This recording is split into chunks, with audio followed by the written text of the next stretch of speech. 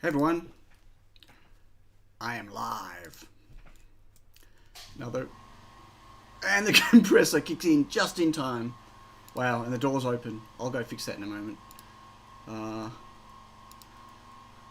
Classic. Can anyone hear that noise? Oh, wagon loads! Hello. I still haven't put a timer on it. So, I'm just going to tweet out. And I'm just going to close the door.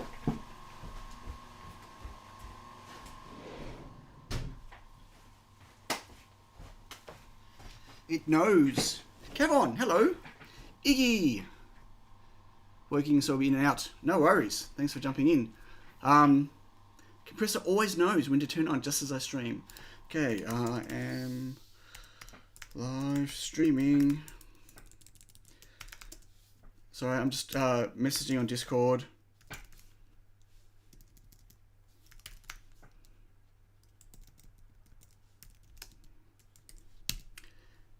Yes, I do want to send it to everyone in the whole world. And I'm just going to quickly tweet. Oh, hello, Mike. Beep. Beep indeed. Let me just tweet. So I can't do all this until I've started the live stream. For some reason. Something with this channel. Hey everyone. I'm live. Don't know why I'm talking out loud while I'm writing. Oh, so you can hear what I'm writing because you can't see it. I'm live streaming my new Reflow Master Pro PCB build. Come and join. Okay. And I need to just give it an icon, not an icon, picture. Wow, you know what I mean. You all know what I mean. Thumbnail. Thank you. That one. A thumbnail. Did you see my friend request on Discord? Was it under wagon loads? Otherwise, no. I get random friend requests all the time from people I don't know who they are, and so I just generally decline them. Like if I haven't chatted with someone in Discord, I don't know who they are, then if I've declined you, sorry, I wouldn't have recognised a name unless it was wagon loads, and I wouldn't have declined you. We don't have to be friends on Discord to be able to chat though. Crunchy bits, maybe I declined. I don't know. Sorry if I did. Anyway, we can chat on Discord without being friends, but friend request again if you want, and I'll add you this time. So I got my new PCBs. They arrived on Friday. They only took 2 days to get here. It was insane. I don't know what happened. But these are my new ones. And these are the ones that have the, although they do hang off the edge, but on purpose, they're going to have the ESP32S2 module. And I really need to get one of these built. Hey, Richard, because I'm still working off breadboard. Yeah, it's great. Oh, no, it crashed? Oh, it hasn't crashed. Wow. Okay, well anyway, working off a breadboard. And I need to stop doing that. So I need to get this built. So, I can't wait till next Wednesday for my main stream, my main channel stream, and I was going to do this this morning before John's stream, but I didn't get around to it. And I've been working on some other cool stuff instead, which I can't tell you all about yet. So I'm going to build one of these. Now this is the old stencil, so we don't want that. We want a new stencil. Now I already know there is a problem. That is responsive, yes, because I'm back in Arduino. No more MicroPython for Reflow Master Pro. And I've rewritten almost half the code base so far in Arduino, and I've got lots more to go. I've added some really cool stuff, and it's, yeah, but I'm not even going to show anyone until I get the new hardware up. Now, I know there's a problem with this. I know there's a problem with it, and it was my fault for not spotting it. It was something that was left over from when I imported from Eagle into KiCad. This PCB was fabbed from KiCad.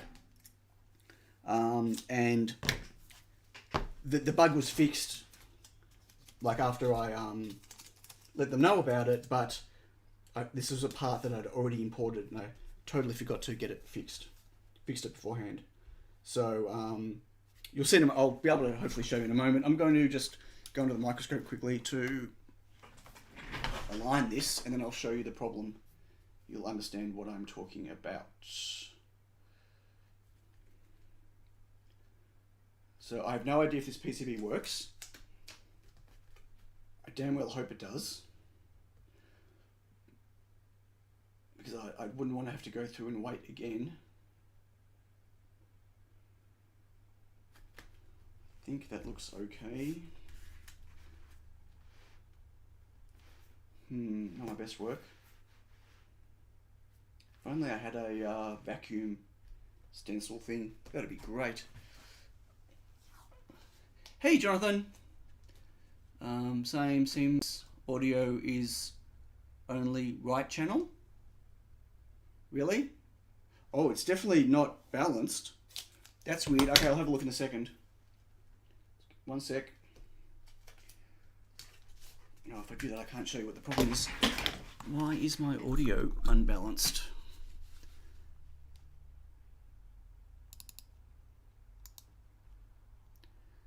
That's weird. If I go to this audio, this is from my Mac.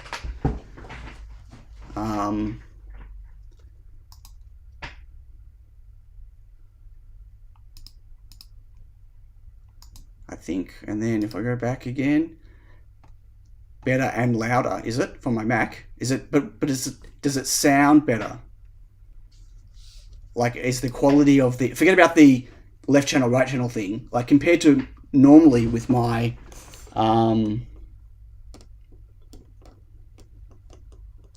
Rode microphone, does this sound better? Sound is good from Mac. Okay, I'll leave it on the Mac for now. I've got to remember to fix the Rode microphone though.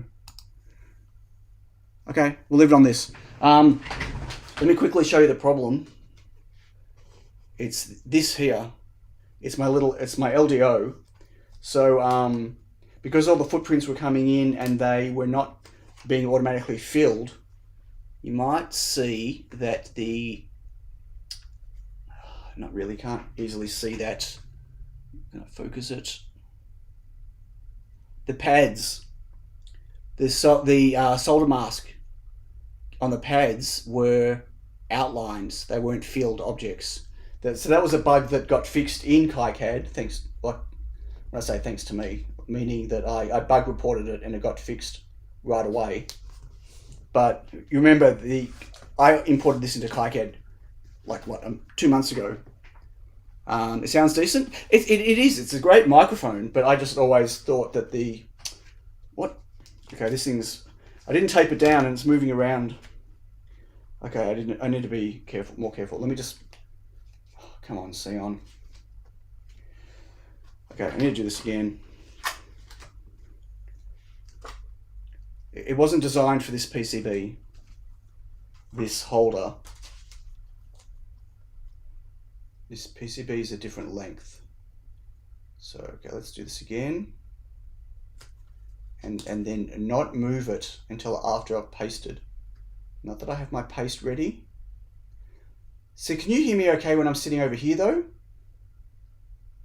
That's my worry. I don't know how omni whatever I'm going to call it, this microphone is. You can hear okay? Yep. Did I get the vacuum bed working? Yeah, mine's working fantastic, but it's on my stencil printer, which means it needs a framed stencil. Well, I guess it doesn't. I could do it without a framed stencil, but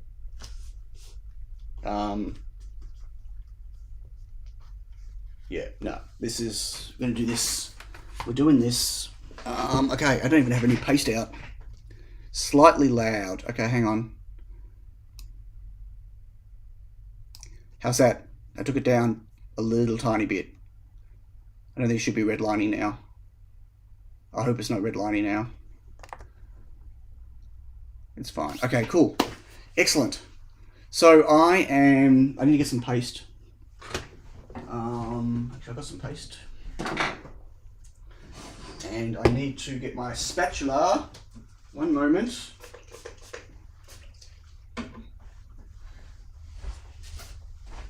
I'm not overly prepared.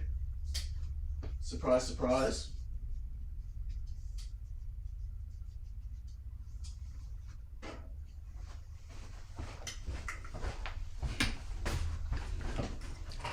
I've been focused on other things today. Maybe exciting things, not quite sure yet. Okay, mixy, mixy. Yum, yum, eat, eat. No, don't eat, don't eat. Don't eat the solder paste. I mean, it's lead free, but really, seriously, don't eat the solder paste. Wait, Iggy, why are you working today? It's a Sunday. Or are you catching up on other stuff?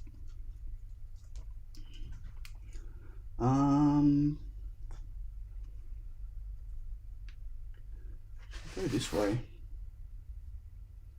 Probably should. I'm going to get just some more tape. Those poor eye expanders used to be used as blue tape. Oh yes, the IO expanders. We got to remember when I started my Reflow Master Pro, like, you know, 3 centuries ago.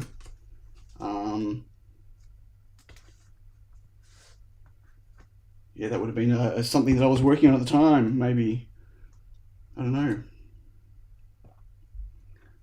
Goop, goop, goop, goop, goop.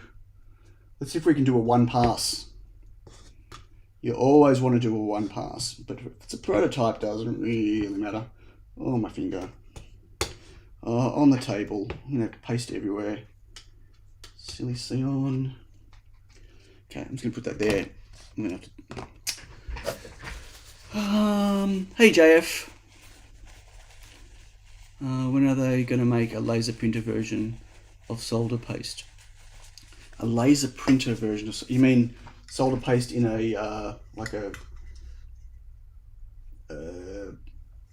cartridgey thing that goes into a printer? Here we go.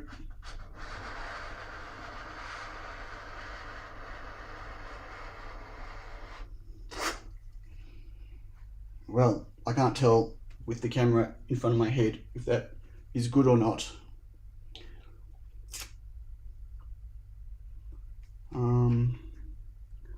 I also just remembered, did I stick a PTC on this? No, I didn't. Okay, good, because my PTCs haven't arrived yet. I think that's okay, but I want to quickly just look under the microscope. I would hate to have to redo it again. So when you're looking at grey solder paste going on grey pads or silvery pads with a silvery stencil, sometimes it's hard to see with the, because my camera's right in front of my face, like I'll bang into it. Okay, I think that's good. I think it's good. I'm going to put the paste away. Scraper sound. Yeah, I was pushing that a little bit harder than I normally do, but I wanted to make sure I try to get it in one shot, especially with the footprint for the module, the S2 module. This is the first time I'm using one. First time I'm pasting one. Yada, yada, yada. Okay, let's get this off.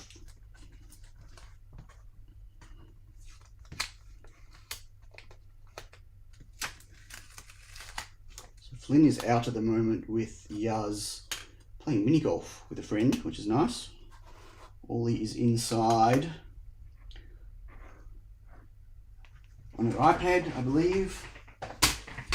And so I thought, yeah, I'd do this. Now the question is, will I do it? Actually looks pretty good, I think. I'm going to look at... I'm paranoid about the little ESP pads. The board shifted a tiny bit, but really that's pretty good. That's pretty good. Now, will I try to build it not under the microscope? I might. Might turn out badly though. It really might. And I need to have, I don't even know what I've got, what parts are where. Show all layers. I've got Kygate open at the moment.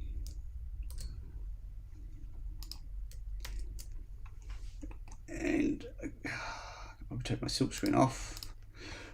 Can't remember what goes where. This is going to be interesting. I know I need some of these, and some of the parts that I need I've only got on my pick and place, so I pulled one of my feeders off so I can feed myself some transistors. Okay, I'm gonna start assembling this way, and if it gets a bit stupido, I will go under the microscope.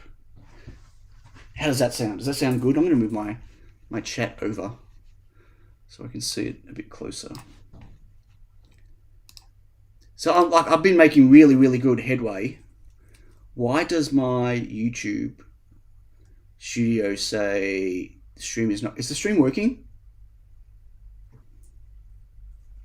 Not according to YouTube Studio, it's not. Please let me know if it's working. 1, 2, 3, 4, 5, 6. I think I need 6 of them. 3. This is going to be a pain to work out which direction they go. Oh, hang on. Yes, it is. Good. Sound is fine. +1 for stream. Working. Yay. Yeah, the logo should work. It should work. Yep, there it goes. It's working. No buffering. Okay, good. But it's mine is frozen. Mine shows that the stream is not currently going properly. I might need my other glasses because I can't even see the markings on. I can't see the markings on those diodes. I don't know which direction they go. I should do this under the microscope. I'm going to do it under the microscope. Folks, this is going to be easier. I'm getting old, apparently. My eyesight's going on me. Okay, let's do this. Let's switch. You'll also have a better view if I do it under the microscope, assuming I can focus it.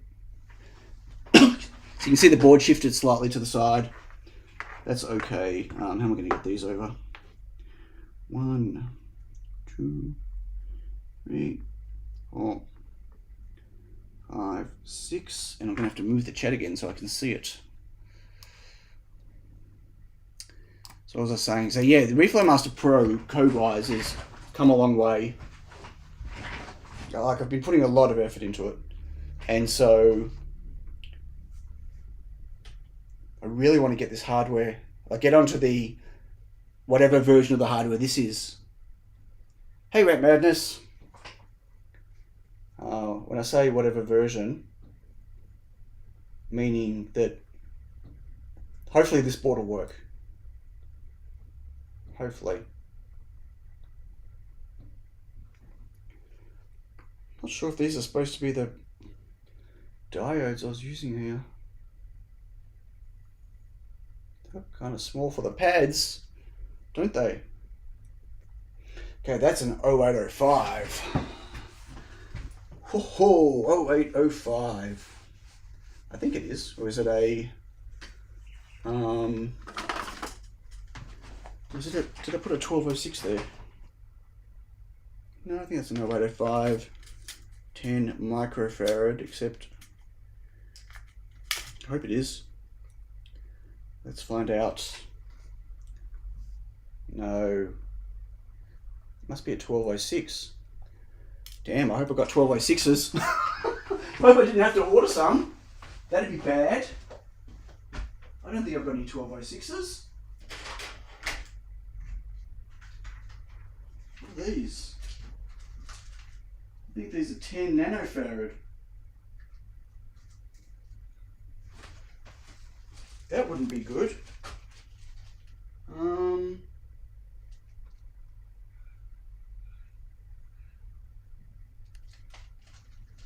I don't know if that's 10 nanofarad or 10 microfarad. I'm going to have to get my...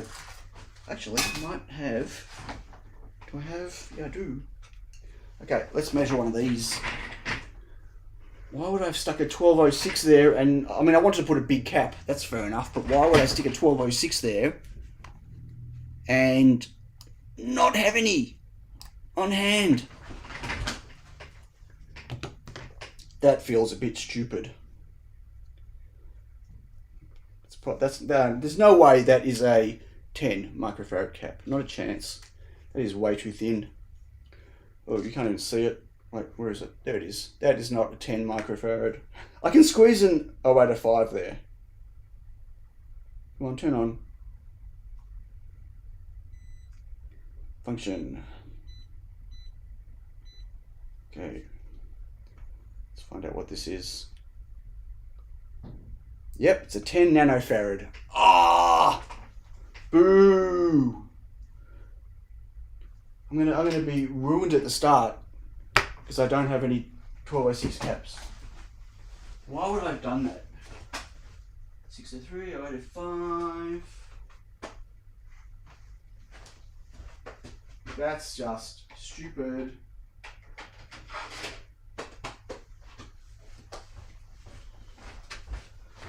That is, I'm at a loss for why I did that.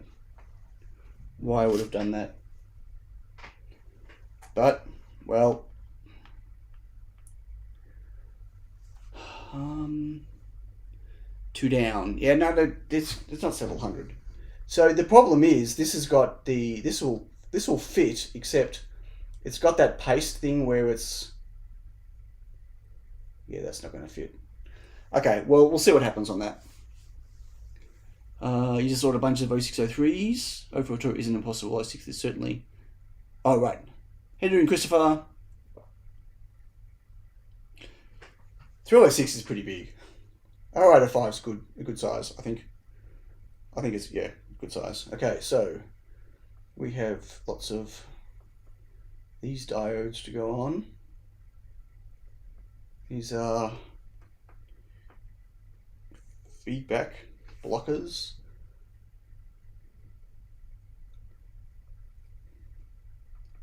Not really needed for most people.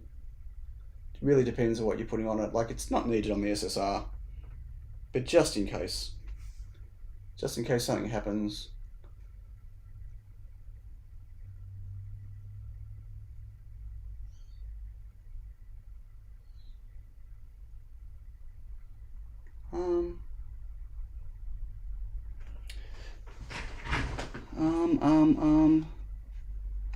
Five volts.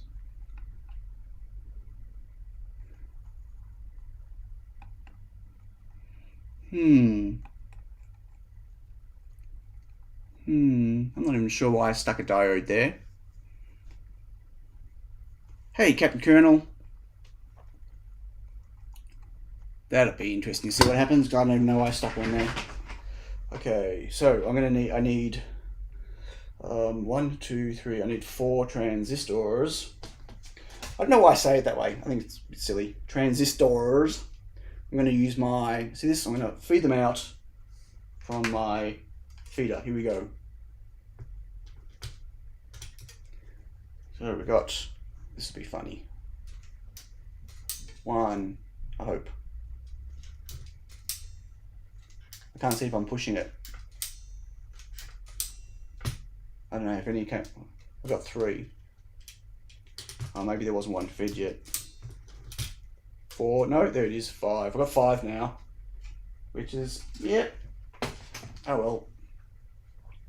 Diode to protect from SSR input greater than VCC. No, I'm not talking about for the SSR. I'm talking about for the 5-volt output pins. I have 5-volt output with a diode there for backfeed. I don't really need it, but I guess maybe I did that in case someone put 5 volts in there by accident instead of using it as an output. So that's an output of 5 volts. Oops, you can't see how.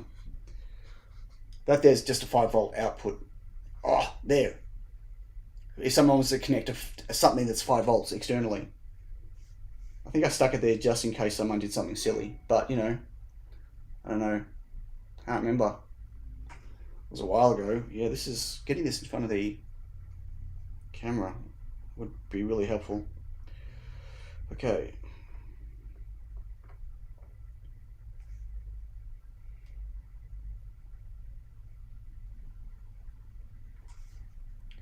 Now, I added something to this board last minute without prototyping it.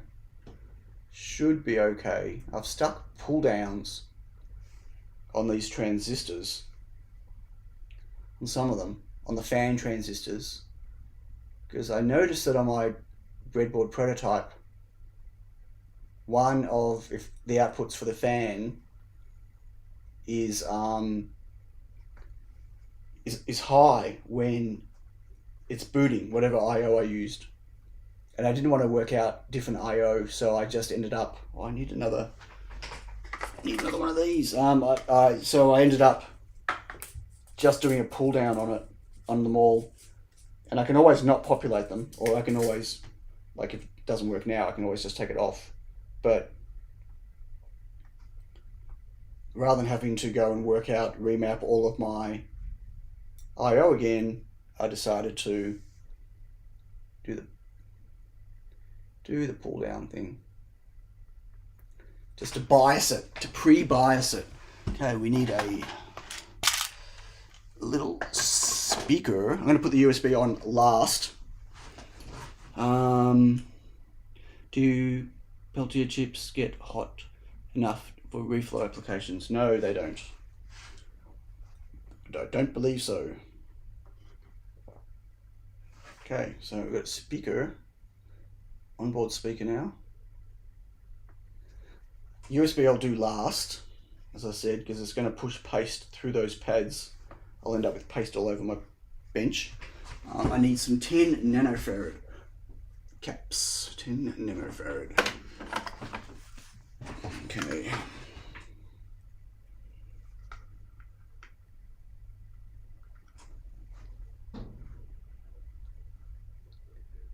These are all 0603. So you noticed I got the label thing working.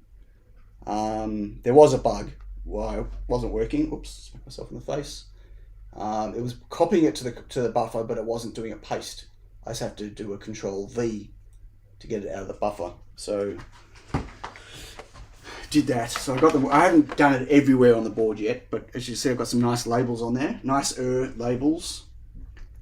Nice I need 5K1. I need 10 nano. No, I need 100 nanofarad.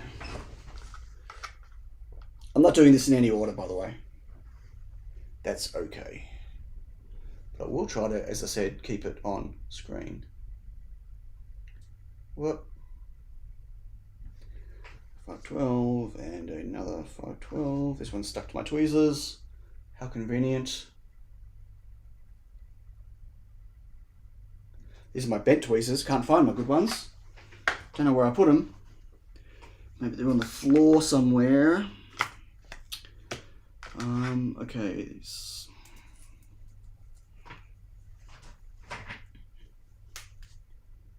These are hundreds. Also have to find my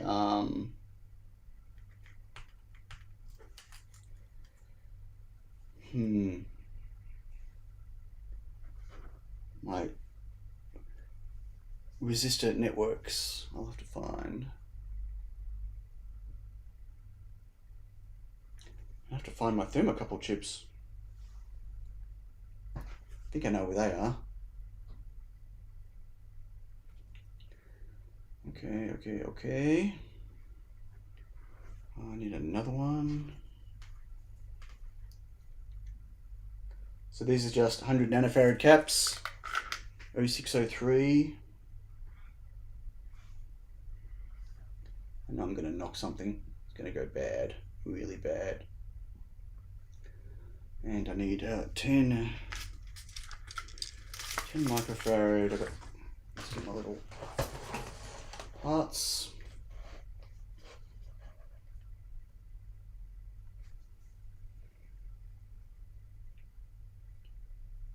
I'm putting 10 here. I can't remember why I stuck an extra one.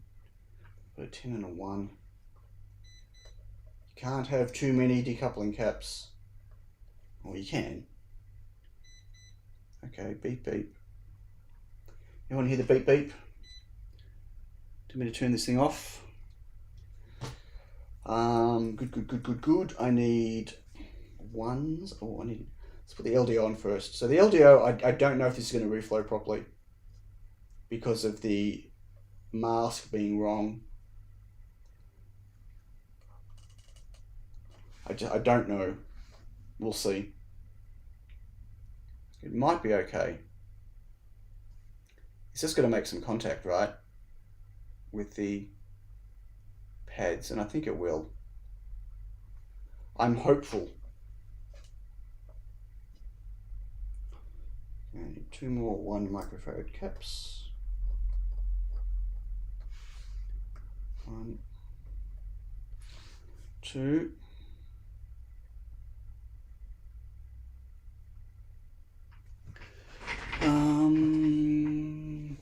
If you want to temperature control Peltier, do it with a PWM signal, 20 Hertz. I need to remember, what is that? That is a, oh, that's an E-stop. That's the pull down.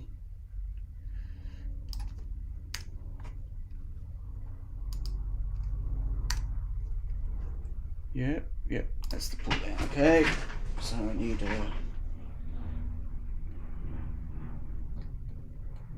10K. That's 10K. That's the other decoupling for the LDO. And I need a button. How ridiculous. Button. What is with my talking today? I've been around my kids for too long. Okay. Need the resistor network. I don't know where they are. And I need some K-type thermocouples. You're not in there. You're in the other box. Bum, bum, bum. Bum, bum, bum. I have a few left, but not that many. Can't get any more. This is all I got left of thermocouples. It looks like a lot, but you know, there's a few if I'm only doing 1 per board, but I'm doing 2 per board. 1, 2, 2 thermocouples. Chips. They're the chips, not the actual thermocouples.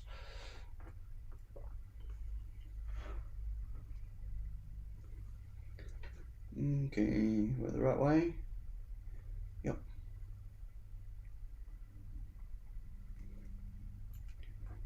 And 1 more.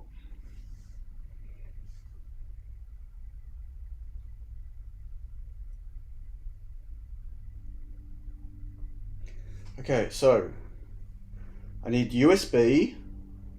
Oh no, I've got lots of these. Uh-oh, I've got stacks of resistors to put on. See, I was going to say resistors again. I'm being silly. I don't know what is going on. I just want to make sure that I did. These are 1.2s, aren't they? But not all of them. Yeah, that's an 820. And that's a 1.2. I mean a 1K2. Ow. And that's, yeah, 1, and that's too much, I think. Okay, so I need 1K2s, 2 of these.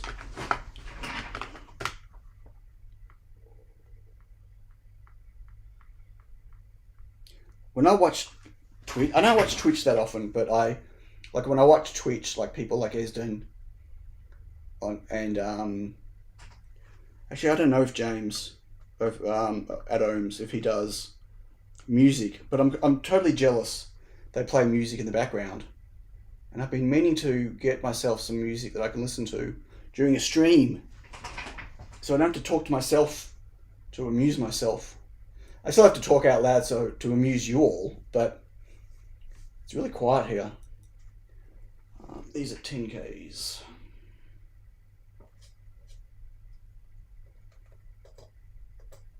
Wish I could find my other tweezers. These are so bad. They're bent. And they're quite annoying to use.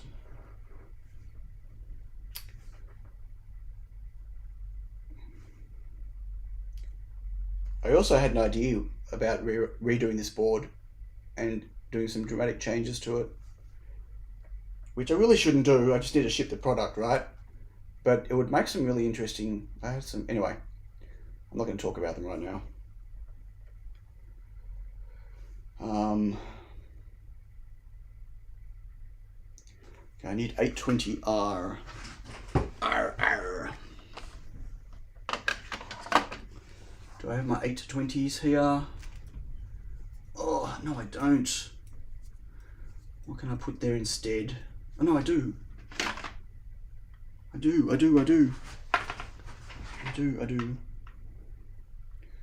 So the 1.2K is a little bit too strong on the gate for the fans. So just put it slightly lower. Resistor on those. Okay, so now USB connector I need, which is easy. I need the resistor network and I need the actual module. And then we are done with the surface mount. Let's put some of these away.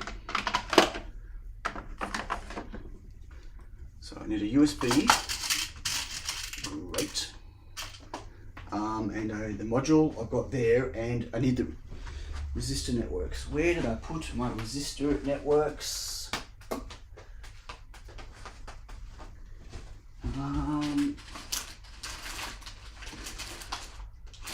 I don't know where my resistor network. I need to go look on the pick and place machine. Back in one moment. I might have mounted them.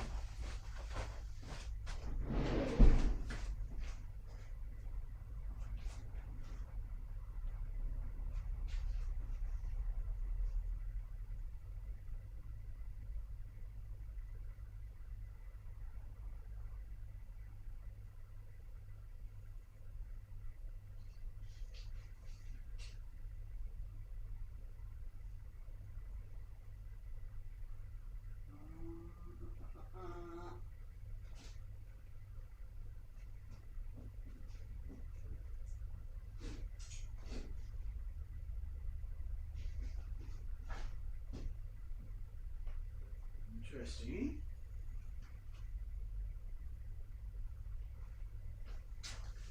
I don't think I did mount them.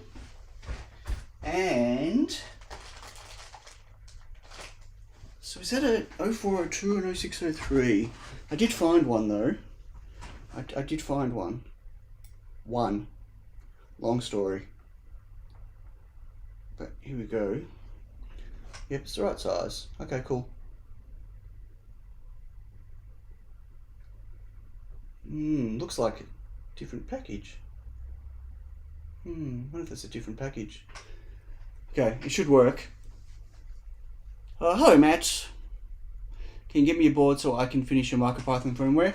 Sure, if this board works, I could do that. I could. How about you write a tutorial for me on how to use async IO properly? Okay, here's the module. Ooh, exciting. There's the module. God, blinding. It's blinding. So these are even, it's too wide for me to grab with my tweezers. I don't know how I'm supposed to put this on. This will be interesting. Okay, well, let's see if I can get it on camera. Watch me wreck this. Because you can't see the pads, right? The pads, just in case you didn't know, they're the pads. You can't see them from the side. So it's kind of like I hope you get it lined up. I mean, I should have put a box around it so I could see where it is, and I didn't. I mean, when you're pick and placing, it's a bit easier. Okay. It should just fix itself anyway. Yeah, it'll be fine, mate. It'll be fine. Okay, so that's how the module goes on. Yes, it's supposed to hang off the bottom right now. Ideally, hanging off the top would have been better. No, that's what the pick and place is for. I'll be pick and placing them. I won't be hand placing modules. Not a chance. I won't be hand building these boards. Okay, so I'm going to put the USB connector on, which is going to push the paste through. I might do that on, get some tissue. Really, it does make a big mess. It does. Some tissue down. and get the connector on without knocking the resistors. Okay, that's in. As you'll see, there'll be paste on the tissue now. Oh, maybe not. Okay, anyway, I'm going to put this in the oven in my Reflow Master. My Reflow Master is going to reflow my Reflow Master Pro. How quaint is that? Dun, dun, dun. But I need to take all the things off it that's sitting on it that could melt, because that'd be bad. Okay.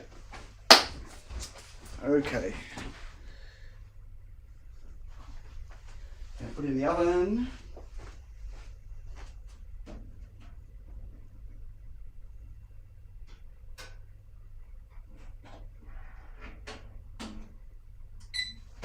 And we're off. Off to the races. God, what's with me and all my silly sayings today? What is going on? I don't know what's wrong with me. I don't know. Okay. So I have this many modules. So that is how many Reflow Master Pros I can make. Now I could do the whole, and I'm not going to sell that many of them anyway, but who knows how many I'm going to sell.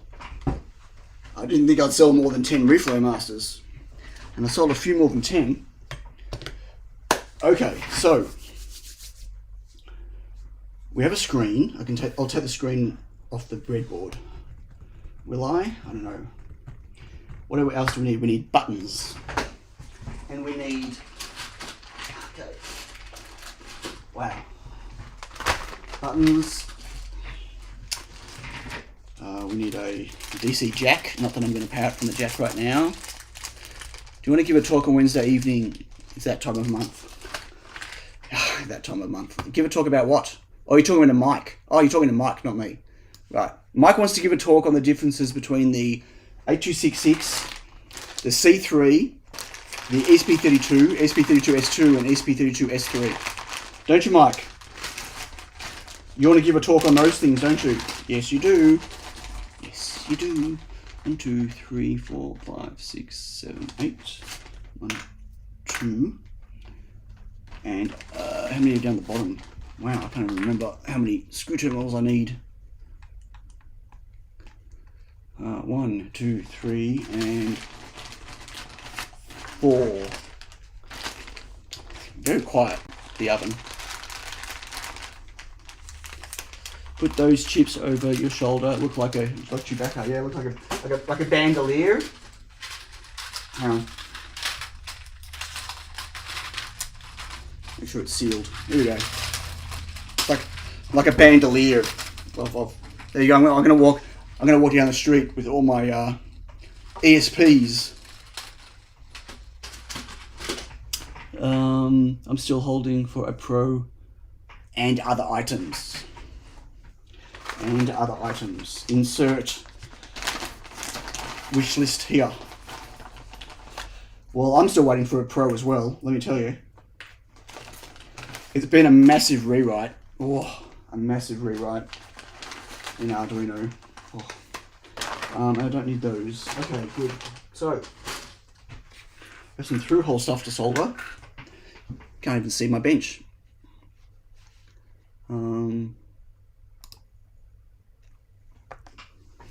Got some through-hole stuff to solder. Not much. Oh no, I need a header. Yep. Also need to put that on for the screen. Okay. ESP Chewbacca. That's me.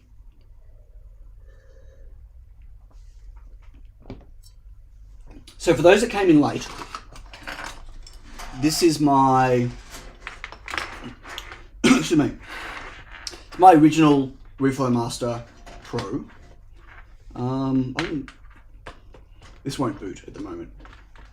This is my original one. It's actually connected to an oven right here, but I'm not reflowing on this oven just yet.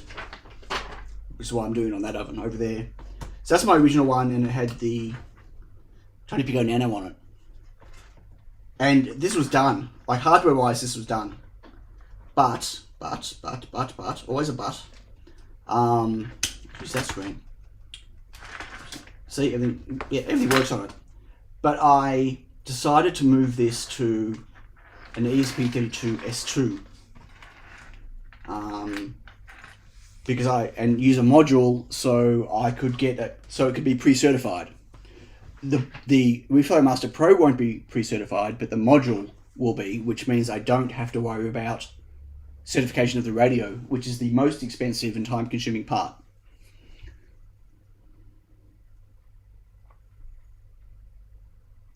Unlambda at who's an unlambda? What? That's why the buzzer's so loud. For those people that don't like the buzzer. Okay.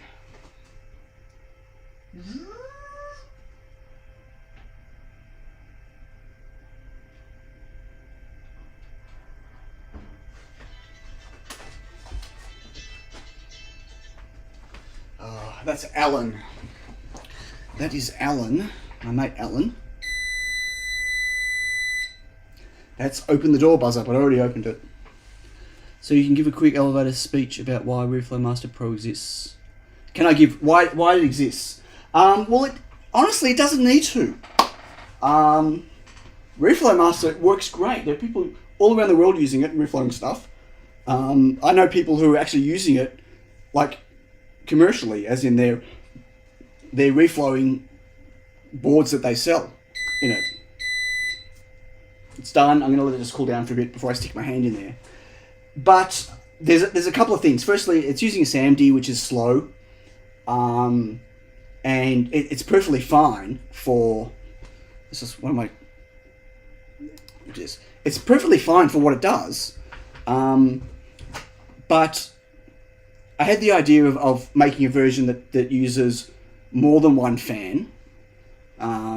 So you can add a fan to Reflow Master, so you can hear it maybe buzzing over there. It helps with the cool down process, right? I wanted to add 2 fans. There are some people that use the fan port to control a linear actuator instead to open the door, and it would make more sense if there was 2, and so you could either use 2 fans, one in, one out, or a fan and an actuator, whatever. And then I also wanted to add a second thermocouple, so you could put a thermocouple on top and the bottom to give you a better understanding of the heat. So that started me down the road of, well, do I add all this stuff to Reflow Master? I'd have to respin the whole thing anyway to do that, so maybe I'll just turn it into a second thing, a Reflow Master Pro. Never leave anything with heat unattended. No. It has, so the Pro has Wi-Fi. The Reflow Master, no, there's no Wi-Fi. It's just a SAMD, just an ARM Cortex M0. The Reflow Master Pro has Wi-Fi, but you will not be able to control the oven with it. No, it's for managing your profiles, like adding, editing, and removing profiles. It's for doing more advanced settings. But no, you have to manually be there to start and stop your oven, because, as Christopher just said, it is, well, he didn't say, but he said never leave it unattended. You're playing with heat. You're playing with 300, potentially 300 degrees. You don't walk away and leave it unattended. Not unless it has a perfect start up and stop cycle thing with, thermal runaway protection and yada yada yada. You just don't do it. Okay, that's warm. Now, I think we might have a problem with this cap, the 0805 cap. So I'm going to stick it over here. Oh, actually, that might have reflowed okay. Let's have a look at these results, shall we? So that cap actually reflowed. That resistor didn't, or that one. Everything else looks like maybe there, I don't know. I'll just give it a go with the hot air gun. That's pretty good. So I'm quite surprised that cap actually worked. There's nothing perfect worth my house to walk away. Right. Anyway, so that's Jonathan. That's how the why the Reflow Master Pro started. Oh, that's too hot. And I thought, well, I might as well move it to an ESP32. So back when I designed the Reflow Master, I'd only just started playing with ESP32. Like Sandy was my go-to chip at the time. And yeah, it just kept evolving from there.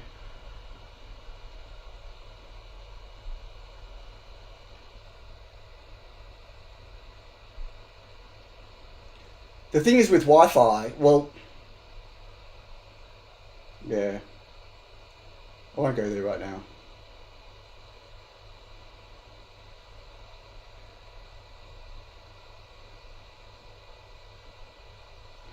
Okay, so they're the only two problem ones, but I'm going to just give this one, this cap here, 10 nanofarad cap, but just a bit of heat, just in case. I think it's fine. Yeah, it's just the lighting. Okay, good. And I'm just going to, again, I'm worried about the LDO just because I got those pads were wrong. I think that's going to be okay.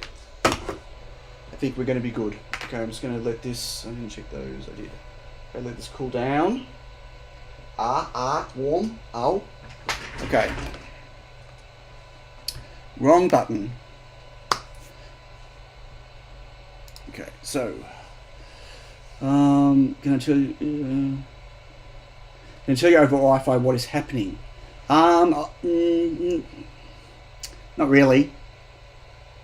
I'm not planning on implementing anything like that. No, it's for settings and for profile management, which is a pain point.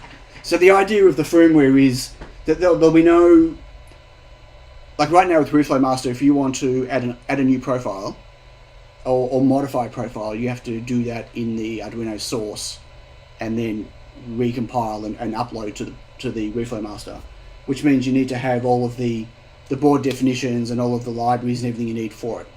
I'm not doing that with this. There'll be no source access I'm planning at the moment, and there'll be pre-built binaries, and you'll flash it via Chrome via a website. So that means you're not changing code to do stuff, so there has to be an interface to allow to do it. And trying to build profiles on a little screen with 4 buttons is not nice. So I'm working on a nice web interface where you'll be able to see all your profiles, and you'll be able, well, hopefully I'll get to show you some of it. I haven't moved it all over from MicroPython yet. So, but I've got some functionality, or no, not functionality, I've got some stuff there. Okay, so let's just have a look at this board again. And I should beep it out.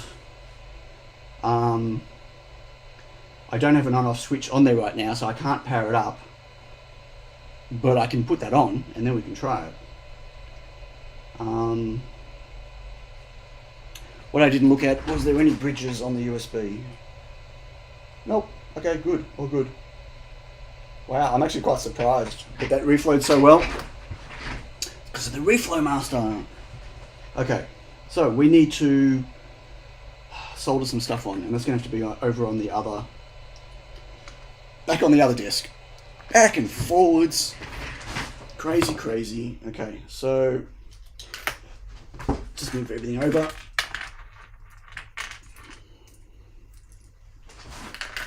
Okay, move my chat again. I need something that can move my chat window around for me. Ooh. Wow, YouTube just said I lost all my concurrent viewers, all of them. And then only 4 people have come back. That's weird. Hope the stream's still going. Okay, so buttons.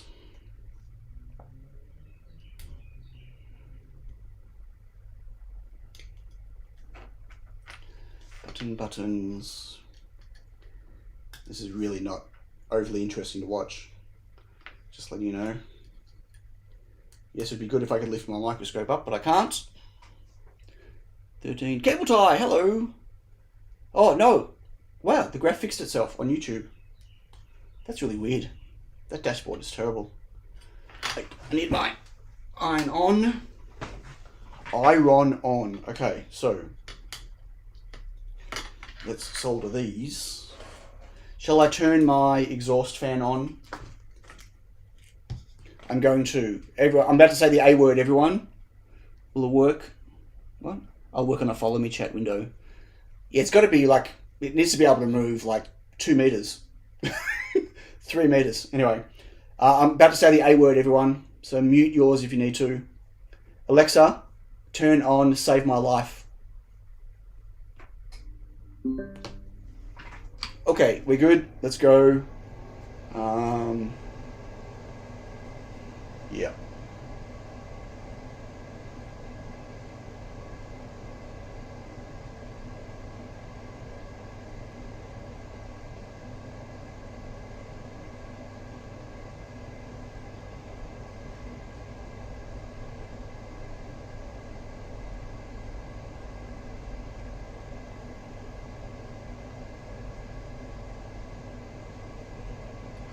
Okay.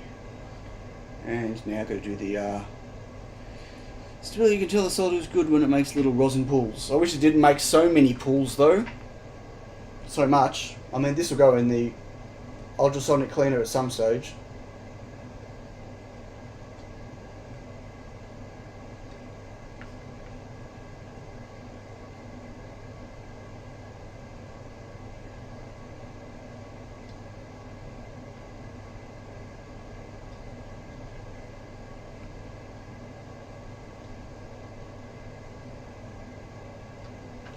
Okay, so it's the buttons that controls it.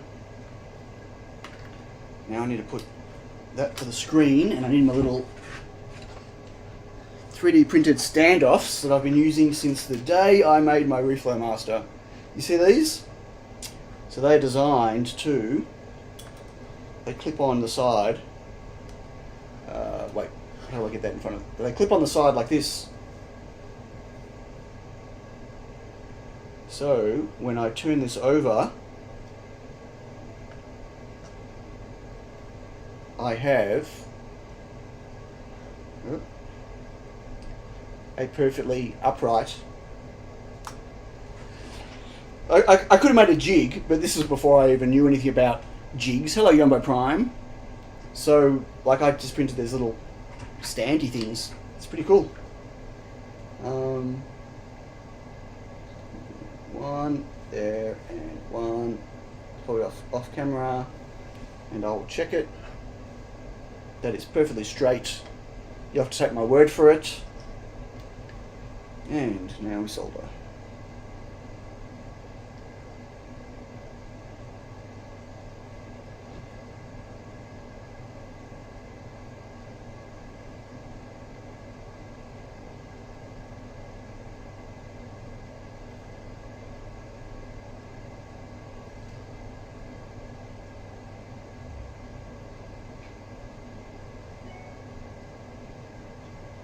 I'm probably off camera, sorry.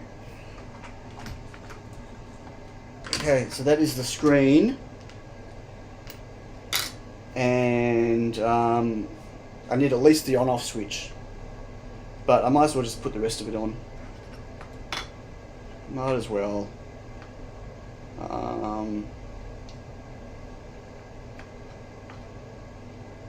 Guess, you know, you only live once.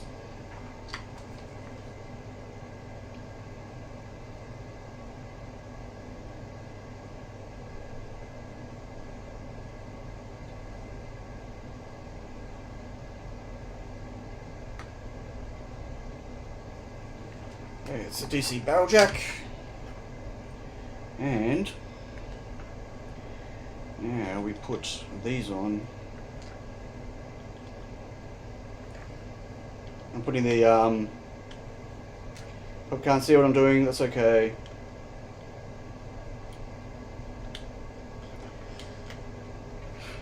Okay.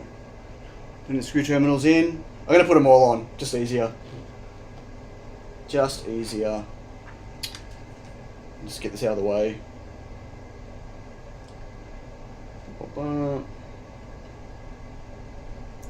So, KiCad 6 RC1 is out. How cool is that? Very exciting. Right, I should have put the DC barrel jack on last. Lucky these are staying in there okay.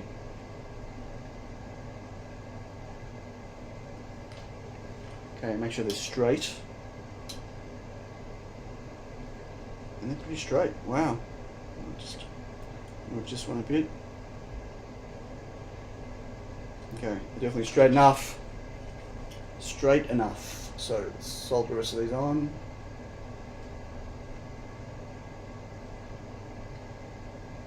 So 4 years John Crafton has been working, and other people have been working on KiCad version 6.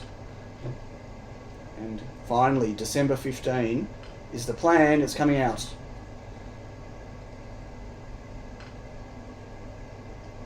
But RC, is it RC0 or RC1? Whichever it is out already. They released, is it last week, end of last week?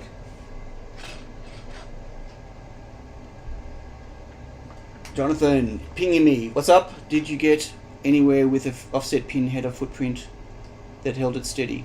Not for the screw terminals, no, because there's only 4 pins, like it's not enough.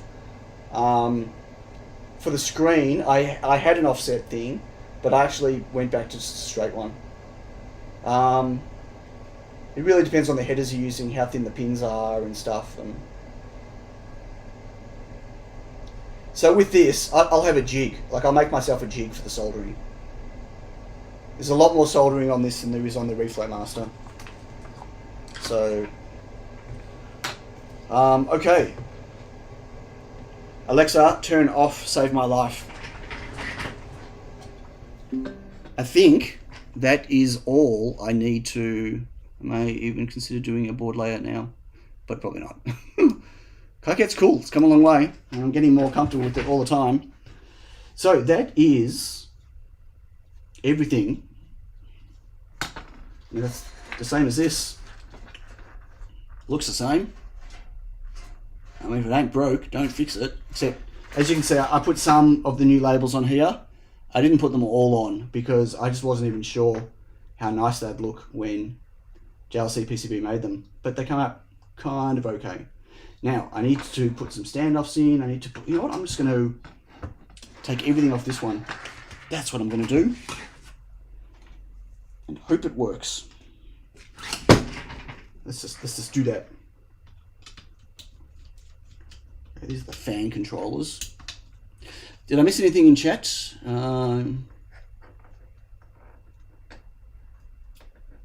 Oh, did I really? I turned on Jonathan's garage lights. That's funny. That's actually quite funny.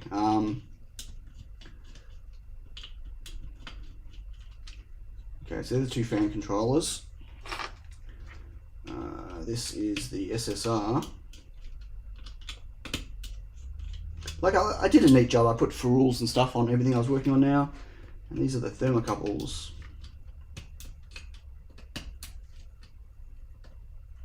Now, I think there's a bug in my code at the moment, my new Arduino code with the thermocouples, but again, I don't know. I'm not going to know for sure until I've put all this together. I need the switch.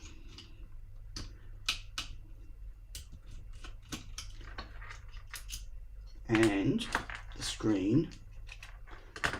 And I need these standoffs. Bye-bye, original Reflow Master Pro. And the Nano, nice knowing you. Okay, what else did I miss in chat? Anything?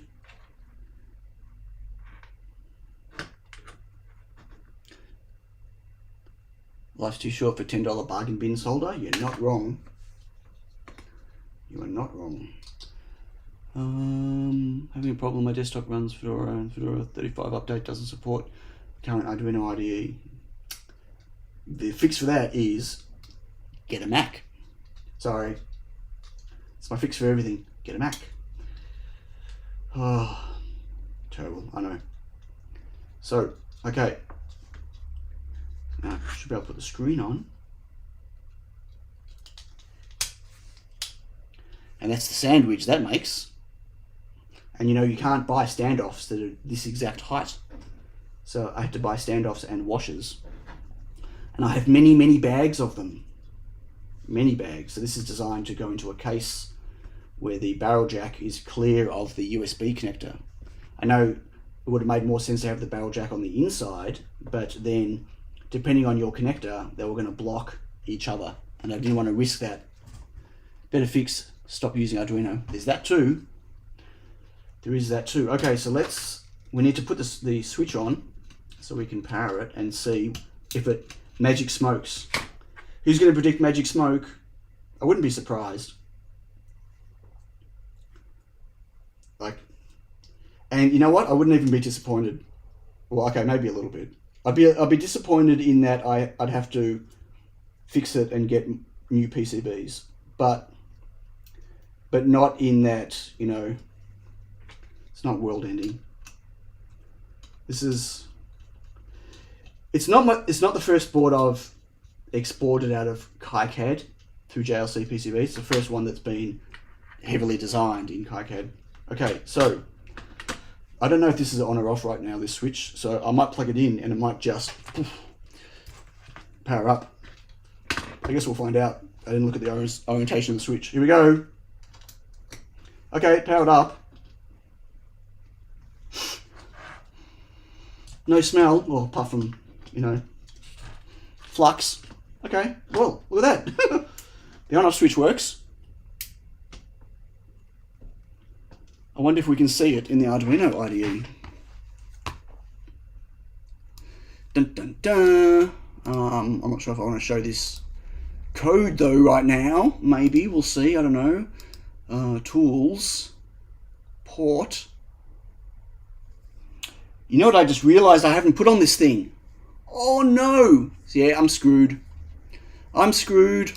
Folks, what didn't I put on this? Anyone? What did I forget to put on the board? Beulah, anyone?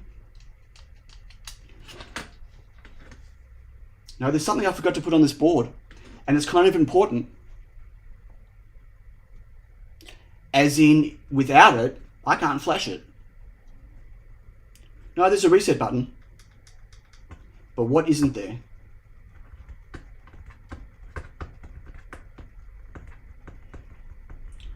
Oh boy. And I can't even... Not a flash button. There's no IO0. There's no boot button. I can't even solder a pin to this because the pins are not exposed. Well, that's freaking annoying. You can't do reset. You can't do an auto reset circuit on this. You can't use transistors for that. Doesn't work with native USB. Well, seriously, that is end of the process. That is unrecoverable. Hot air and remove that tin can. Well, I could remove the tin can.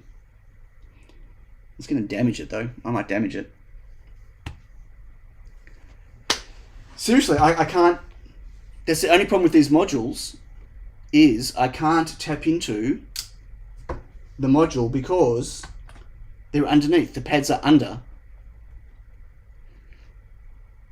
It doesn't matter, wagon loads. No, these don't use bootloaders like that. Anyway, to get it into... To be able to flash it the first time, it needs to be put into download mode, and I need IO0 broken out, and I don't have IO0 broken out. And that is just the facts of life. Yeah, indeed. Unbelievable. Okay, I guess I should fix that. You think I should fix it? I've already fixed the LDO. So just letting you know that issue I had with the paste, with the mask, those have been fixed. To explain what I'm, oh no, yeah, anyway. So that's fixed. So I'm going to need another button. Oh, man. Can't believe it. Carefully drill a hole, drill to the PCB in the back. Yeah, I'm pretty sure I'm going to drill through the ESP32.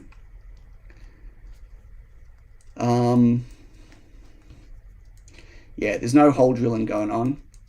I can't believe I did that. I was like so focused on all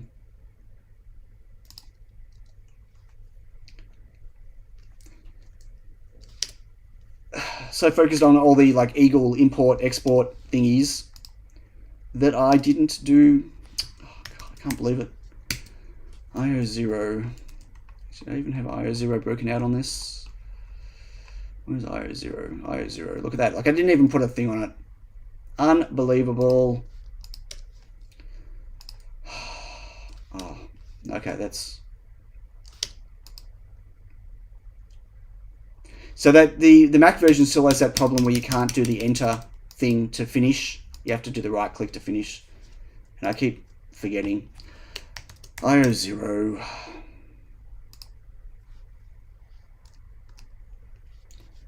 Unbelievable. Oh my God, I'm so... I would have rather it blew up, honestly. Poke a small 32 at a jumper Y in from the side. I don't think... I'm pretty sure I'm not going to be able to get anything in there. Let me just fix this first, right? Oh, what happened here? Cannot remove unused footprint. Oh, close. Let's try that again. I forgot to turn that off. The delete, relink footprints, update PCB.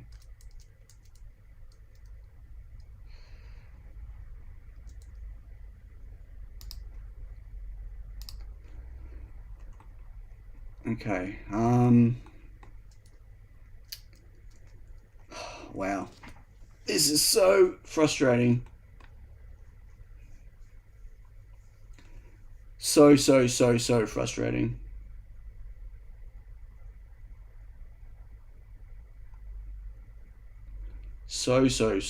frustrating. There is no pad. Oh, is there no... It doesn't matter if there's a pad or not. You can't get access to it. It's under. This is KiCad. Sorry, I've just got some stuff turned on and off. This is KiCad I'm using in dark mode.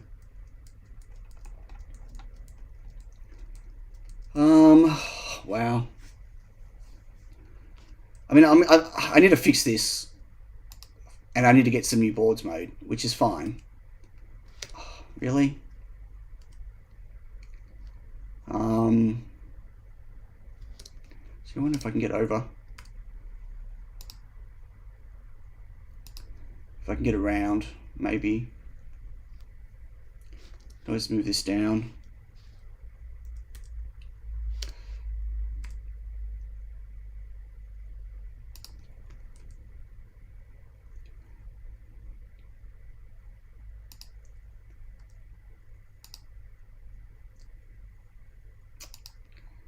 Okay,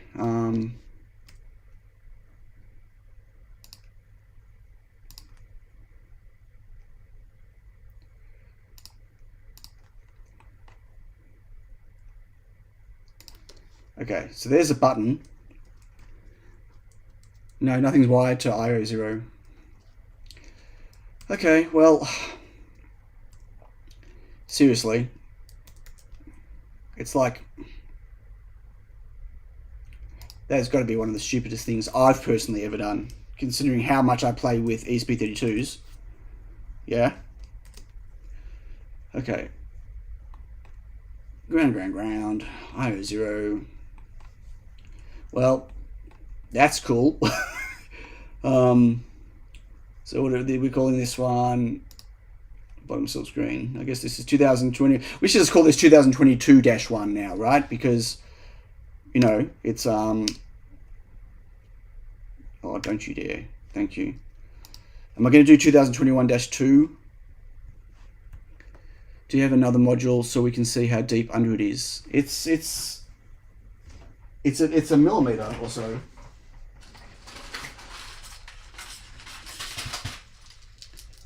Just hold on one sec. I can probably hot air the module off, but I can't get, if I get a wire under there, it's gonna make other contacts, other pads not work. Like I'll end up getting issues, and I won't even know if the issues are design issues or because I made a mistake with getting the thing, you know, flat again. 1 millimeter can be dremeled. Right, but there'll be no pad on the side. There's nothing on the side, Mike. But yeah, good one. Okay, what am I doing? Right, so there it is. Look. So as you can see, there's clearance around all the pads.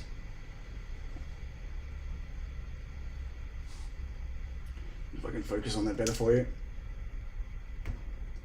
Actually, I don't even know why I'm looking under here. Let's look under the microscope. Easier. Right, there we go. Better.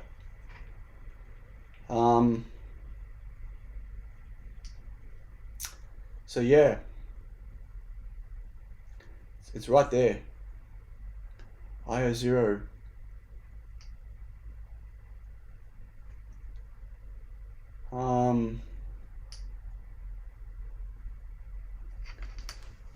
Whoa.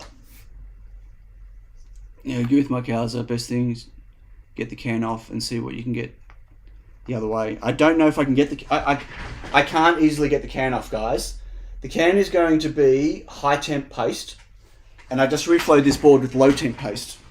So that would be a very bad idea. Just letting you know, trying to get the can off this, at least while it's on the board, yeah, that'd be a bad idea.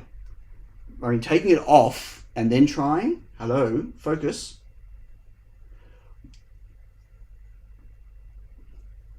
That'd be different, but I can't get the can off on that right now. Rule 1, I default via contact. What? Is take a board before you pick and place the reflow and drill it. Oh, drill a PCB. No, I wouldn't even be able to line up where it is. Unless you mean drill it from the top. They're not PCBs.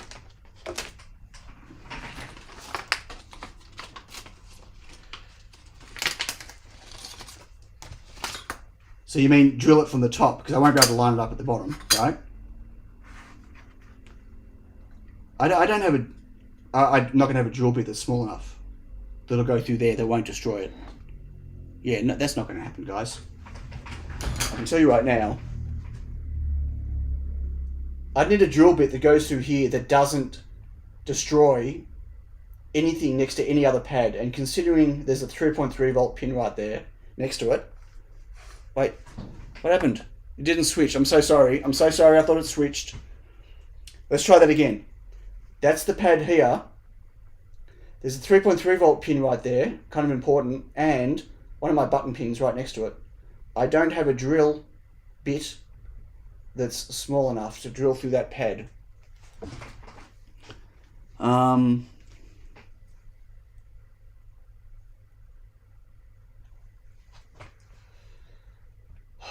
Wow.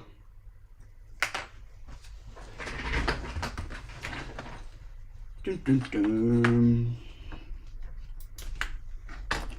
Dum dum dum. Dum dum dum dum dum.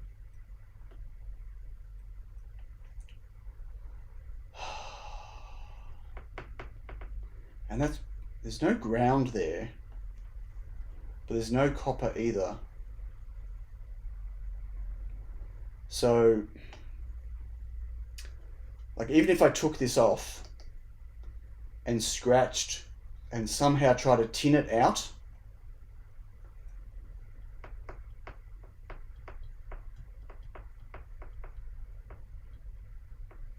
Cannot believe this.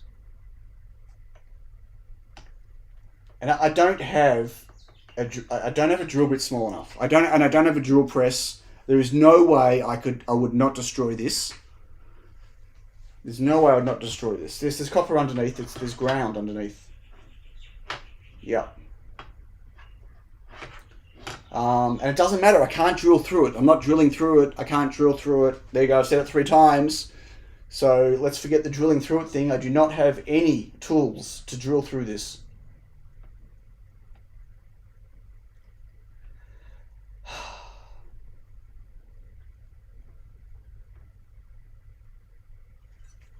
The only thing I can think of, is take the module off if I can. I don't even know if how easily I'm going to be able to get it off and if I can get it back on again. Because you've got to remember, like, anyway, if I can get the module off and if I can scrape to the side, it's kind of what I was meaning, Mike. But okay, let's see if I can get the module off. Wow, okay.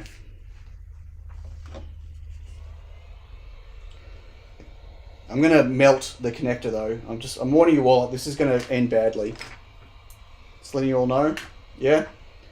Just so we're clear.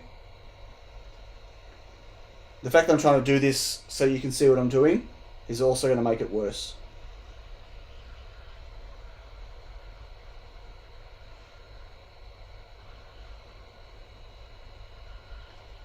Bloody IO0. What a freaking idiot. Okay, Sam, don't melt the connectors. Don't melt the headers. Don't do it.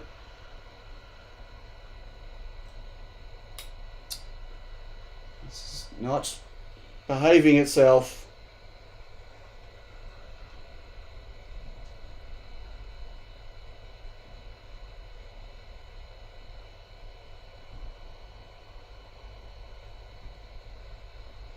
There's a lot of thermal mass on this that I'm trying to gently and carefully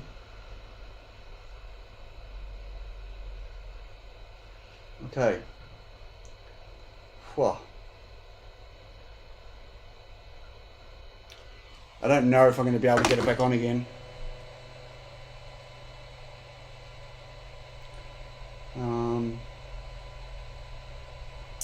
Yeah, okay. So, well, it's low temp paste. Remember, that's why I prototype with low temp paste. In case there's a problem, I can easily, or except for this problem, try to fix it. Now, an X-Acto knife is just not going to work here. But I just need, it's going to be really hot. Ow, ow, ow.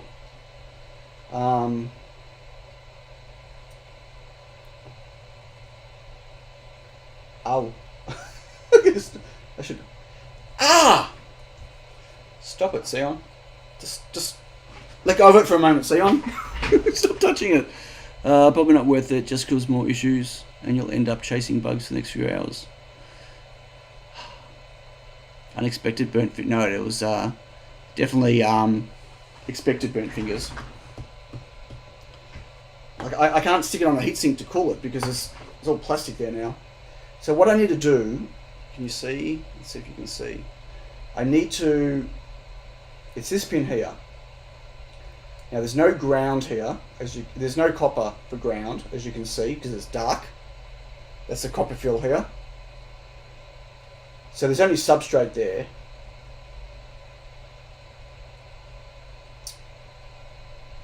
And if I dig a bit of a trench, as Mike said, or scrape a bit, the problem is, yeah, I'm just going to shut up and just do it if I can. To be careful not to touch that 3.3 volts.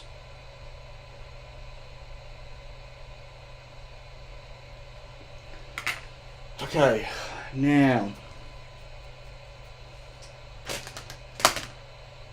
where's all my stuff? It is such a mess here. If you knew what I was doing on this part of my desk yesterday, you'd have a, let's just say, to give you a clue, well, not really a clue, but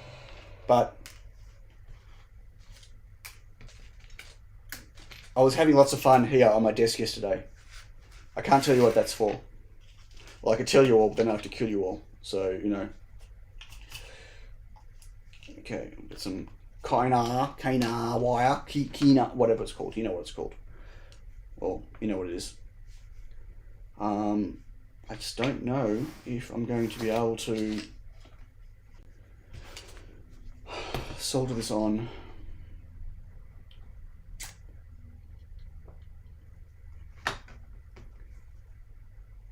I'm going to get solder everywhere.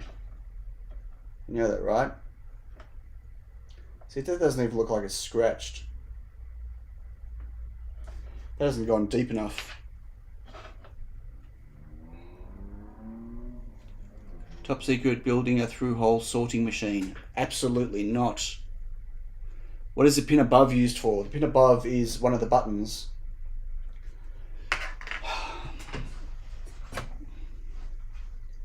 I don't like the idea of an X-Acto knife here. It's not the right tool for this, but I don't have anything else, I don't think. Better careful not to cut the pad and not to touch the three. Is that not even in focus? Son of a, what's wrong with it? My camera is going out in and out of focus all the time. My microscope. I'm going to not touch that via.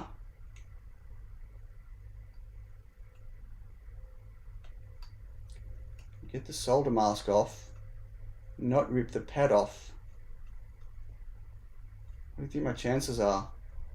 Oh my god, it's the wrong pin. I'm just kidding. I'm just kidding. What I need to do is... Oh, what? Can you jump the button pin and use it? Can I jump the... Can I solder these two pads together? No. Well, firstly, I won't be able to use the firmware. But secondly, that is pulled already. It'll keep it in bootloader mode. I won't be able to get back out of it. So no, not really. Not an option, unfortunately. How do I do this without touching the 3.3? Well, it doesn't matter if I touched it because I really don't know if this is going to work.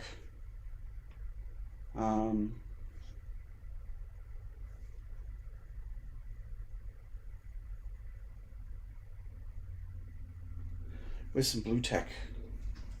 Ow! Blue tack's just going to melt. Dab of blue tape. Now I need to raise the wire. There's way too much blue tack, but that's okay. I need to raise the wire so it digs in to that spot.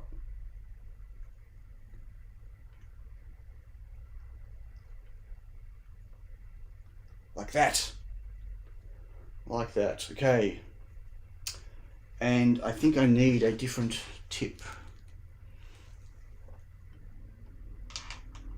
This is going to end badly. I just know this is going to end badly. Okay, switched my tip over. Lucky for the quick tip change thingy, Bobby.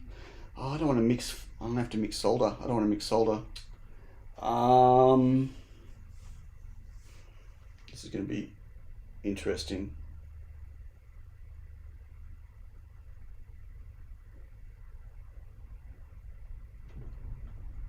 See, it doesn't even feel like there's any solder there. There is, but it's probably on the silver epoxy. Sure, I'll go to my hardware store. No. Chris, sorry, I'm just shit stirring. Yeah, I don't have anything like that. I need to get some paste. This is going to end badly. I just know this is going to end badly.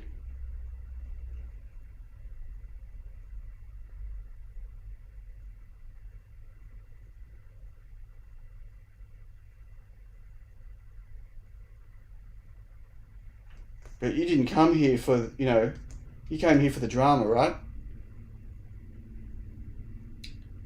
Oh, come on. Okay, that is really, I can't get that off. Think, Sion. Think.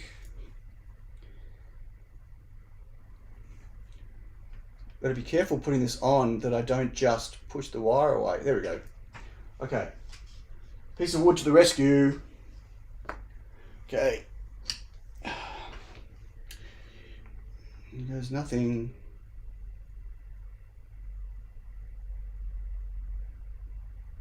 Here's my concern, as I don't want it to bridge. And I think that's still sticking, like the module won't sit on that. That's too thick. It's got to get pushed back more. But it's still got to make contact. See, now it's not made contact. And yeah, I don't think that's bridged. Maybe. And when I put the module on, I think it's going to push that flat and separate the bridge there. I can't see the chat right now, folks. Let's see if that's actually made contact right now, but I'm pretty sure it's going to break the contact. Can everyone hear? You should be able to hear that, right? Yeah. Okay, so one end is on the bottom of the wire. See the wire move, maybe? And the other end is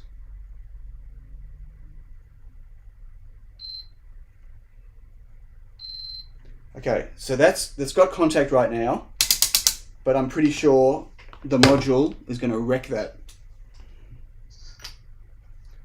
I'm pretty positive.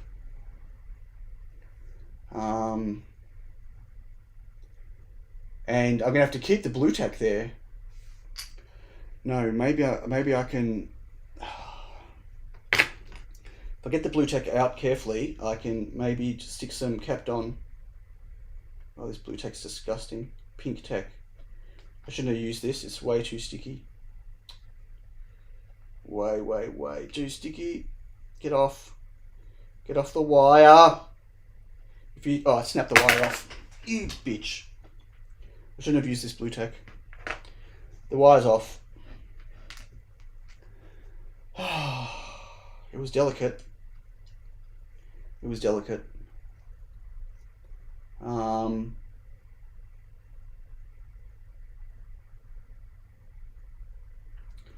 Okay, so I wonder if there's nothing for the wire to touch, for the solder to touch here.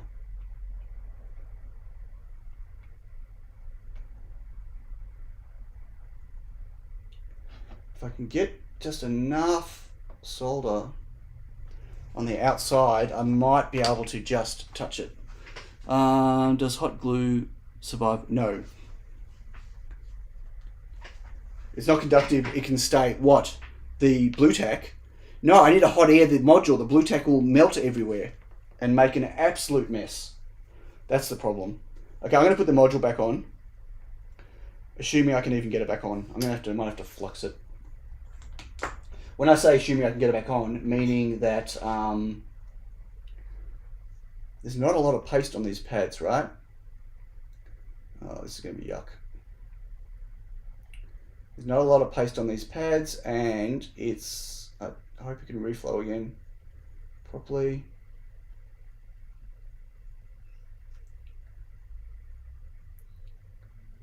Yeah, this is just going to be an absolute mess. Whose idea was it to use one of these modules? Huh? It was Mike, wasn't it? Mike, it was you, wasn't it?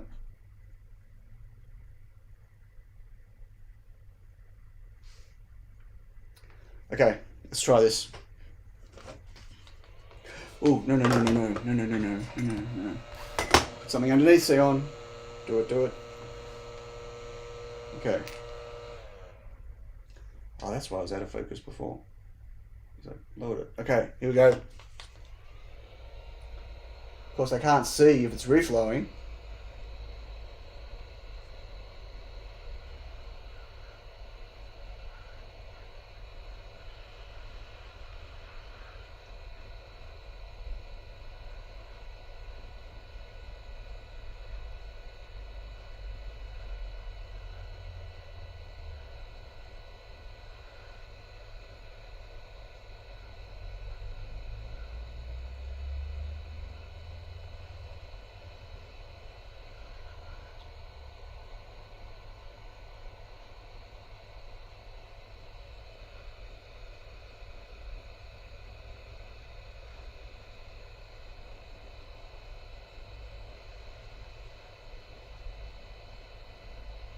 Like, I can't see.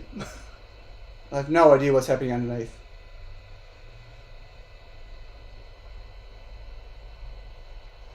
All I can do is look at, like, heat up the components next to it till they start to kind of reflow and hope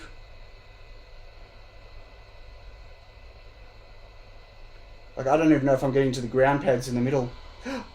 What happened? Did I knock it, or did that just shift by itself?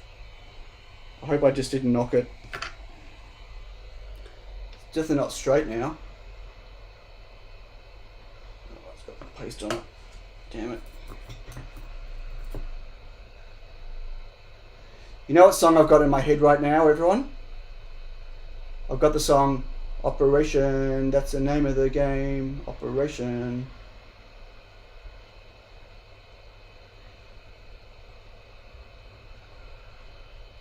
Okay, I think this is shifting onto the pads. God, I bloody well hope so.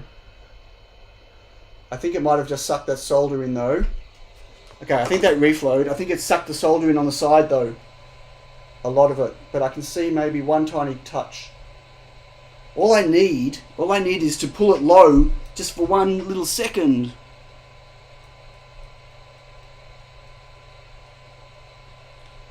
Hey, Hansy. Blue tape versus bubblegum. What? You hear the final countdown. That's quite funny. Okay, well, we need to let this sit for a bit. I think it's reflowed. It looks like it's flat. I could be wrong. And I can see a little... Can you see the little tiny soldered ball? Hang on. I think there's some solder there. You see that? I'm hoping.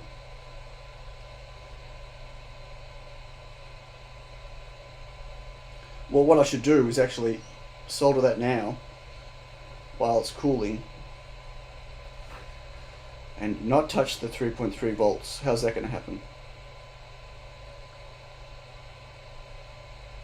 Once I put it into download mode once, I should be able to flash it again without ever doing that again.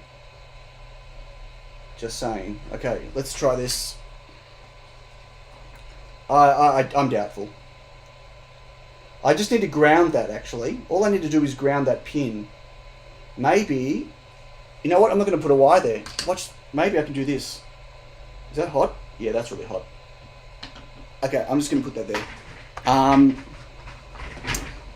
What I can do is... What I will do... I don't need a wire there now. I just need to ground it so I can get my tweezers and touch that pin and touch ground. That's all I need to do. If it's connected to the pad. That's the big if. I don't know why I'm putting that on the heatsink because it's glue. Right, so. What a mess. What a mess. Chris sees the nub. The nub. Okay. I'm the nub. Okay, let's just try this. What do I need? I don't need the screen. I just need to plug it in. Well, the screen tells me if it's on or not. I need to do this and hopefully it doesn't go pop, zap, zip. No. Hasn't gone zap, zip. That's good. But we won't see anything. But if I do this,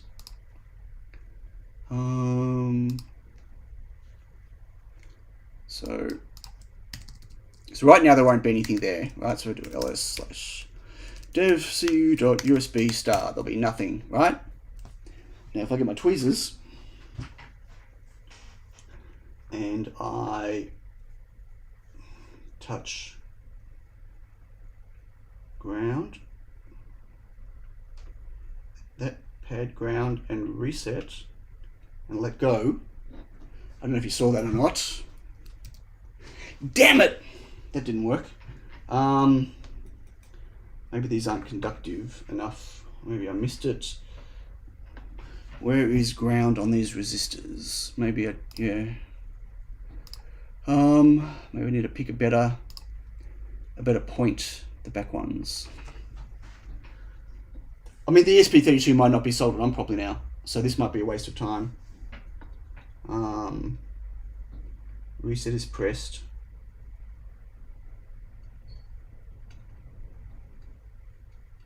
So I can't see what I'm doing.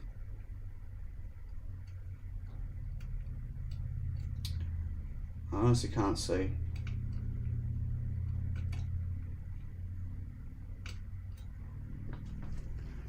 I don't think that worked. I have to try under the microscope.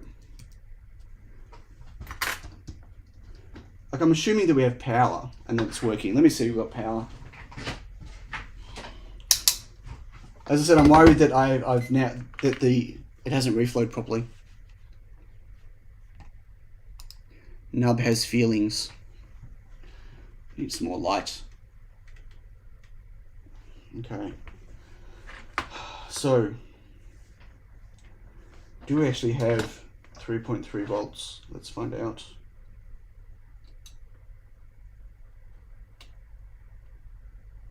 We do. Oh, you can't see that. Let's try that again. So on this cap, decoupling cap, we have 3.2. So the regulator's working. We have 3.3 volts to this. So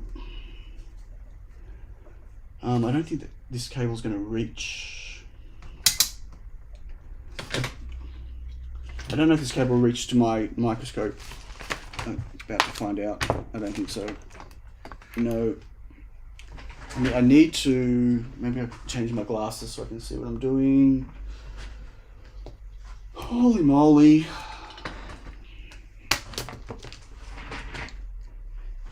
Well, 3.3 volts is alive, but nothing else is. Where did I put my glasses, my other glasses?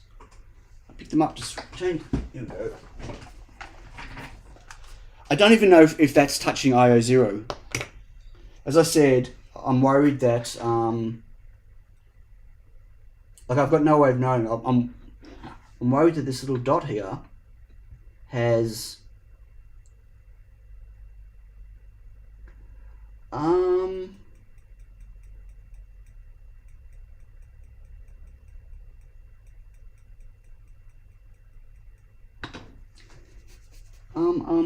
just a thought. I can't see with these glasses on.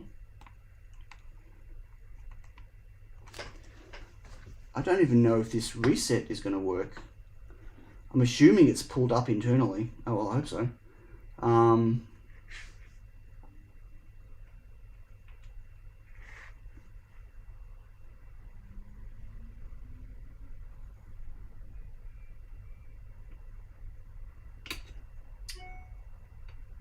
Damn it. Every time I let go of it, it keeps... No. It is not appearing. It is not appearing. This is... Yeah, so that... It might have just squished it down.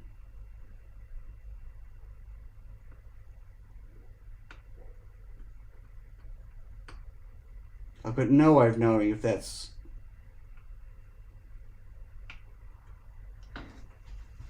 if that's even touching IO0. It doesn't look like it. It's not working. It's not working. Sort of resistance value from the nub. Not really. I can't control that I/O. I don't know, so I don't know.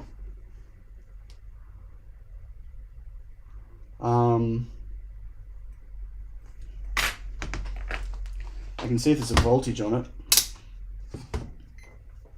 Technically, it should be high. Well, on boot, it'll be high, but I don't know what state it's in now. 0.2.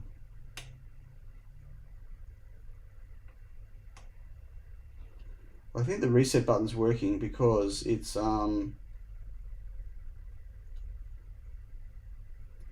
I hit the reset button, that value goes down.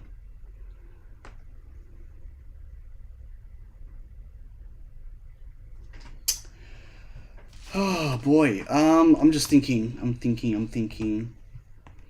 Solder a wire to ground and use the wire to touch it. Yeah, I don't think the wire is touching the pin. I don't think the wire is touching the pin. I think that is the problem.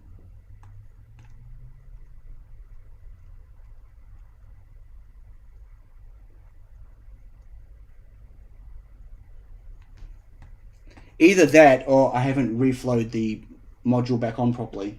You know what I mean? Like, it might just be that there's not good contact in there now. It's quite possible, and I can't run my iron around the edges of it to find out.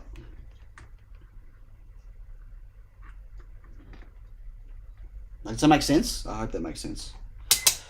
There's no easy way of debugging this. What is the nub to ground resistance? It doesn't matter. It's supposed to be 3.3 volts, and it's not 3.3 volts. Or if it is on boot, it's too quick and I can't tell. So the resistance isn't going to help me. It is changing, which I think it's working. Like, I think it's connected, but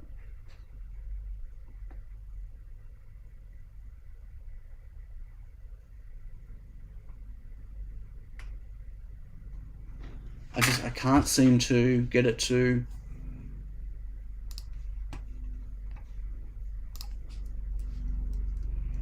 show anything. I mean, it could be something else completely, right? Like, remember I said I don't even know if design-wise it's going to work. When did I get the USB, the D plus and D minus pins the right way around? Maybe I did, maybe I didn't. Maybe they're back to front. I don't think so. Oh, God, you don't have that on the screen. Sorry.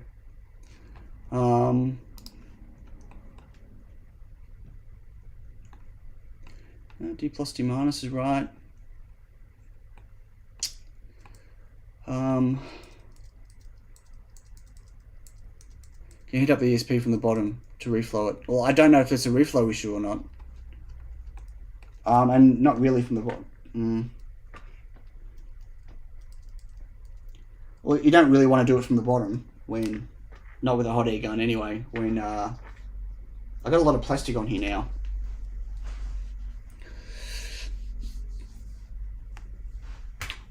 So, I mean, I guess I need to check that my tweezers are actually behaving right. I mean, they should. Yeah. That's my tweezers. They're definitely conducting. They're definitely conducting. So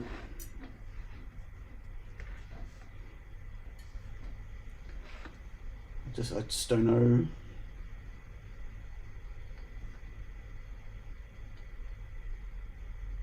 There's so many unknowns.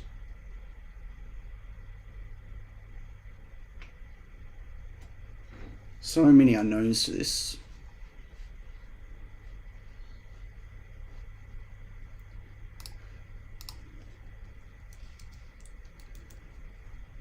Nothing matches.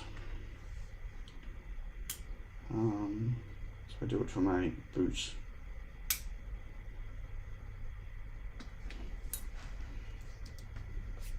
Nope.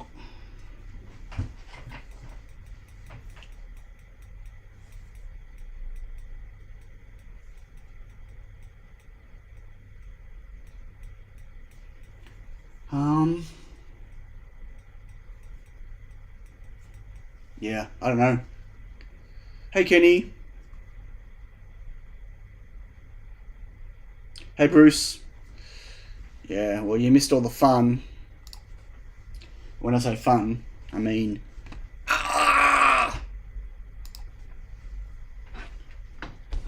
Look, it's not registering IO0 from a boot either, like from an off and an on state, which it should. I just don't think it's making good contact on that pin. Personally. Like, it just should be. But I don't know if it's something else now that I've done. If the pin is connected, you should be able to get resistance, not voltage, between the pin. I can see the value of the voltage changing, so I'm assuming it's connected. I'm happy to show you the resistance, but that's not really going to tell me. Like in this case, hang on.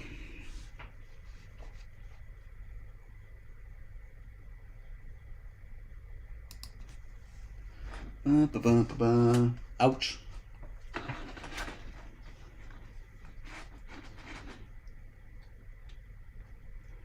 Can't see.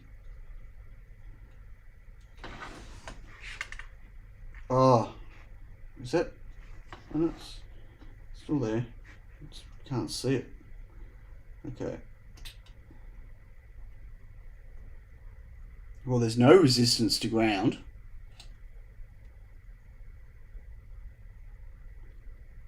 And there's one, no, dropping. 0.52.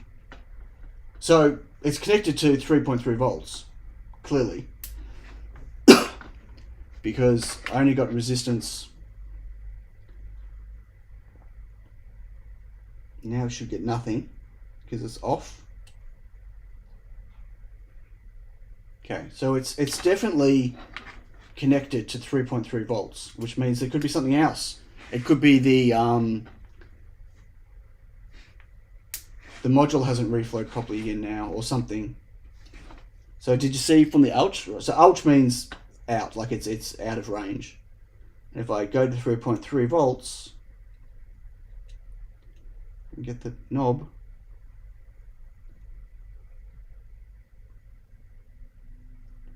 well, that's a bit of a different value.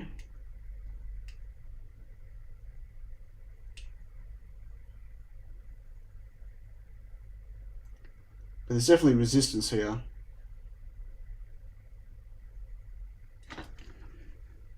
There is no US. You mean D plus and D minus? Yeah, no TXRX. It's D plus and D minus. Well, it. Yeah. I mean, yeah, I'm pretty sure. I can check the data sheet again, unless I got those pins back to front or something. Where is the data sheet?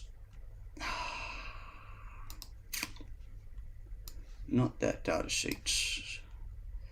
ESP32 data sheet.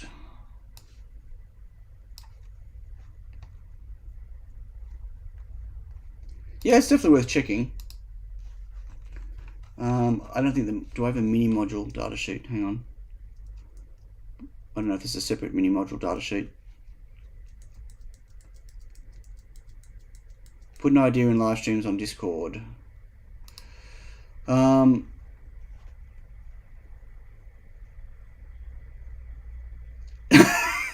Dude, okay, so this is Mike's idea. Yeah, work out where it is. It's right there. Cut a hole in the tin.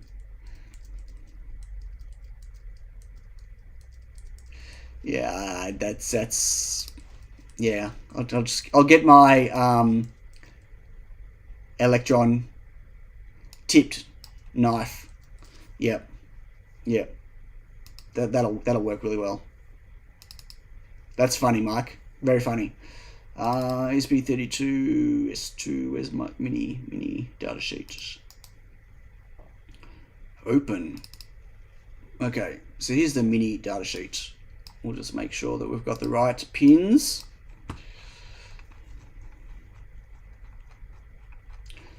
I mean, I built the footprint myself. I might have got it wrong.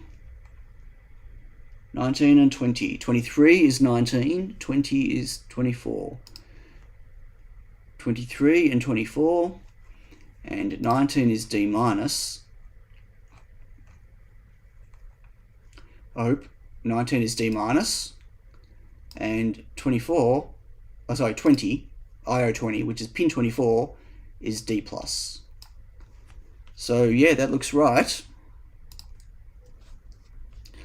Is it worth extending the IO tracks being used out to test points for future testing?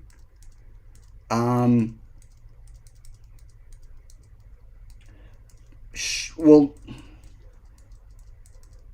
I probably can't break all of them out. Maybe the ones that I'm using, yeah. I mean, obviously, if I put a button on IO0, I'd have access to IO0, right? So, and just to confirm that reset is correct, let me just do this.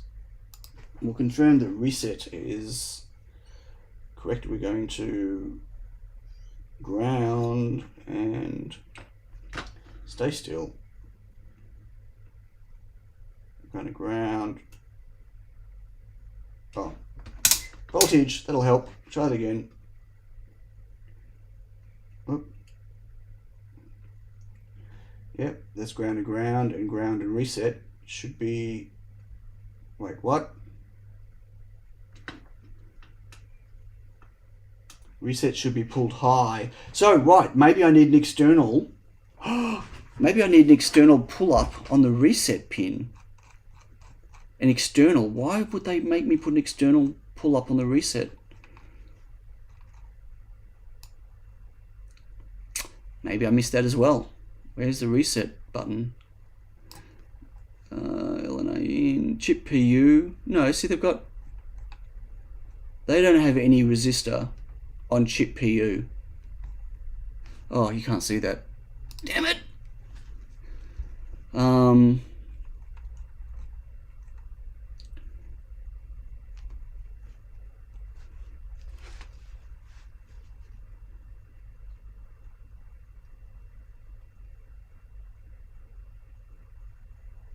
Typical application circuit. Not really, it's not. This was fun to decipher, by the way, to make pads out of. Hello, Keen. You come and watch me.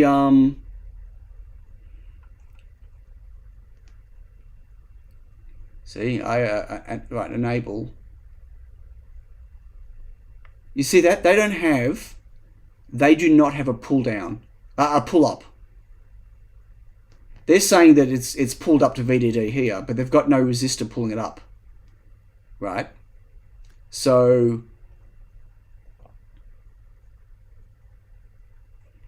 but they do have an external cap on it. You know what? I want to see something. Is that a Mini? No, it's a Rover. It's not a Mini. I'm trying to think, I don't have a board with a Mini on it, do I? I've got the C3, but that's got a lid on it. What I wanted to see was if I mean, this is not the same. This is an S3, but from a module point of view,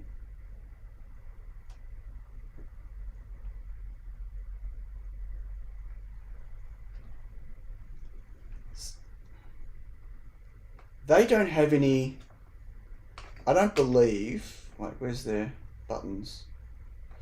You see here, look at the buttons. So they've got their boot and reset buttons, and they've got room for pull-ups or pull-downs, and they're not populated. Yeah? So to me, that means that the pull-ups for IO0, or it doesn't need one, but for the reset enable, like the EN pin, will be inside the module. And it would be crazy not to have it inside the module. You want it on by default, and you want someone to be able to put it down. Check Adafruit schematic of what? They don't have a schematic of their any of their S2 boards at the moment that use the Mini. I don't believe they do.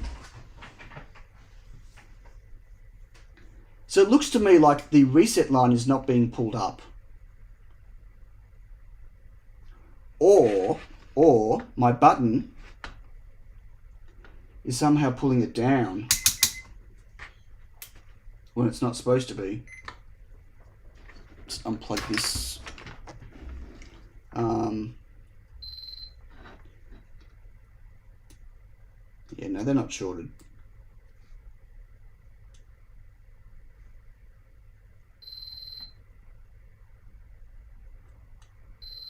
Okay, so I thought maybe if there was a short on my reset button, it'd be pulling it low, but it's not. Measure the volt. I did that before. I measured the volts on the reset line, and it's not high. That's the problem. That should be high. So like as I said, I got 3.3 volts here. I do, but I do not have 3.3 volts on the reset line. I would say something else is going on then, and the ESP32 S2 Mini is not booting properly. It's not in a good state. So let me just try hot air it again.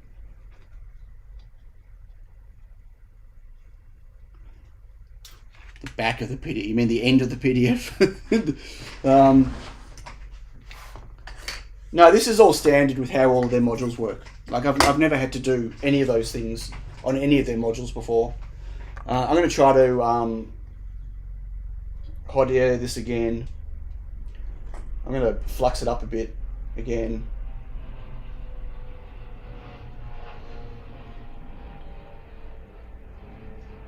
I could also just put a different module on. I could kind of repaste it. I don't know. Like I feel like, oh, yeah, I don't know what I feel like. I feel like chicken tonight. Okay.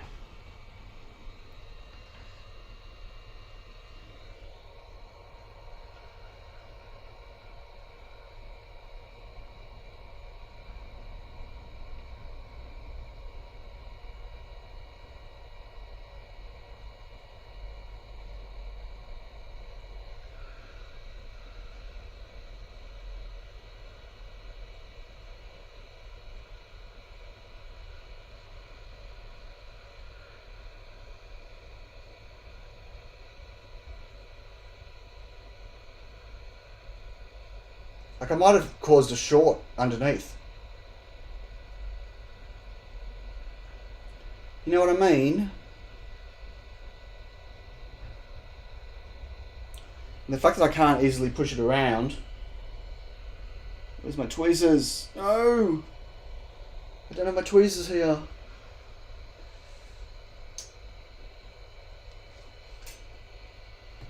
It's gonna end badly.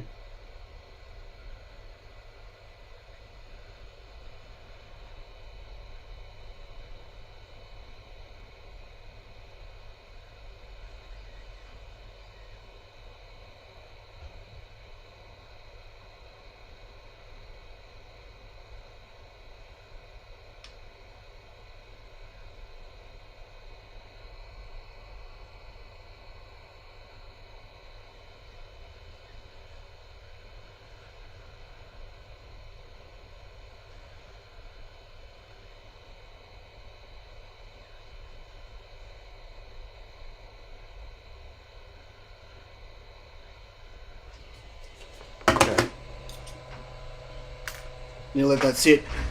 Oh. Times like this you really appreciate. Yeah, so the problem with castellations is that it makes the module too big. Not too big for me, but yeah, might be bad connection, but you can add an external pull up to see if that helps.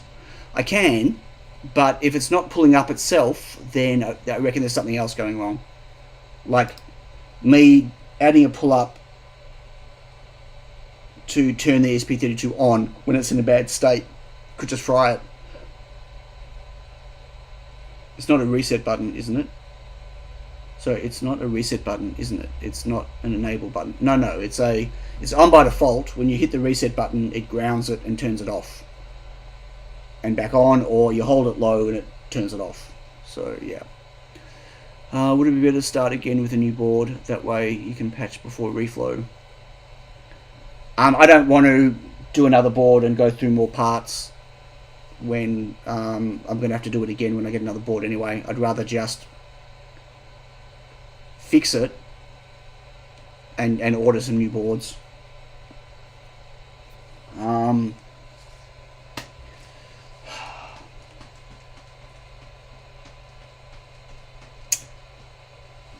So the S2 Pico does...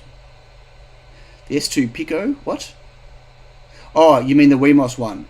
Does use a pull-up on the enable line, given that its Wemos probably not correct. Right, so that's using the Mini? I can put a pull-up on it, no problem. Well, kind of. I mean, do I have... I've got 3.3 volts nearby.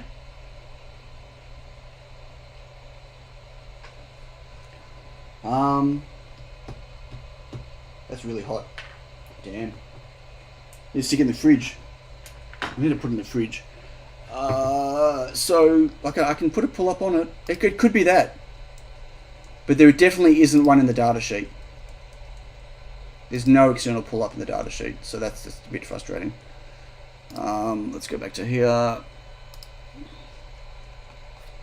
So, go away, Phil.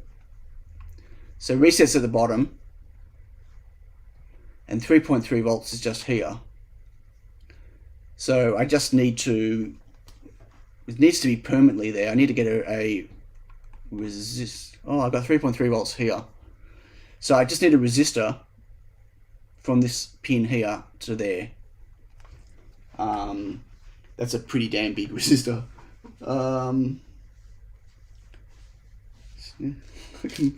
I'm going to solder a through-hole resistor. What do you reckon? Let's do a through-hole resistor. I need a 10K. Let me get a 10K through-hole resistor.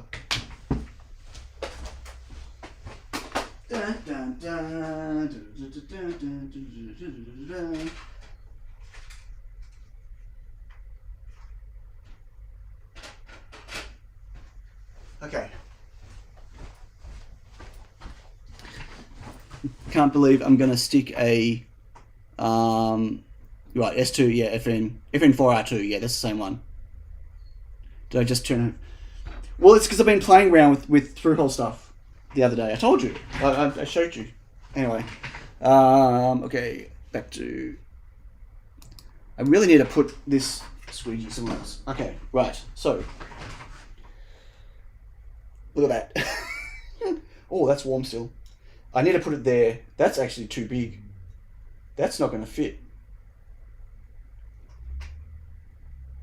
That's too big. I can't believe that's too big. I don't think I've got a small one. A smaller resistor. I don't have a smaller resistor. I mean, I can bend the pins and have it hang off the bottom. But imagine that, too big. Okay, so I don't know where my tweezers are. Who stole my tweezers? Anyone? There they are. Okay. What? Go to the far leg of the switch. No, the switch is 5 volts, dude. I do not want to feed 5 volts to the enable pin. That'd be a really bad idea. I need 3.3 volts. Okay. Oh, you son of a bitch. Out of curiosity, wait, I should just measure this. I pulled it out of the 10K. I pulled it out of the 10K drawer, but you know what? Just my luck. It's going to be like 1 mega ohm.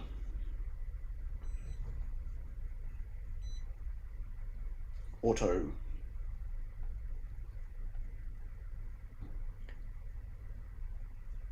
Yeah, that's a 1K. Oh, you see? Lucky I checked it. Like, did I bring the whole thing out? I didn't, did I? Oh, shoot me.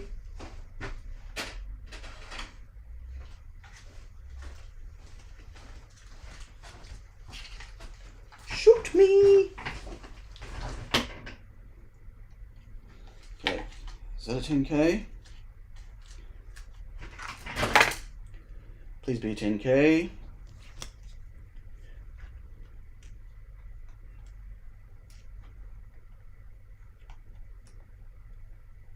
Okay, my thing's upside down, I can't read it. Okay, 9.94K. That'll do, right? That'll do, pig. No, I didn't call you all pigs. I didn't. Seriously. Okay. Oh, you mongrel. Which way do I want to do it? I really want it to go off the bottom of the board if I can. So it's not going to stay. It's not going to stay.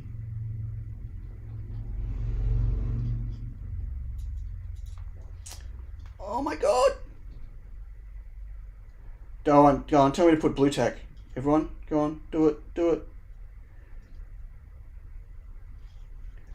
You know, I'm not going to try to use my tweezers. I'm just going to use my fingers. I'm going to burn myself. I'm going to burn myself for the team. Take one for the team, folks. Ready? I'm going to take one for the team. If I can just hold it still. Anyone want to see my fingers and my nails? Okay, this is going to hurt. Suck it up, Sion.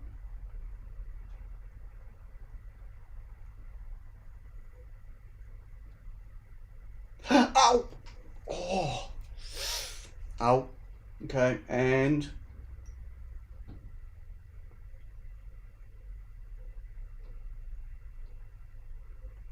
this tip is so small, it won't... not reflowing the freaking solder. This is not designed for through hole. This tip at all. Okay, I need to swap it. Did I mention I've got a tool changer on my soldering iron? It's awesome. Okay. Look at that.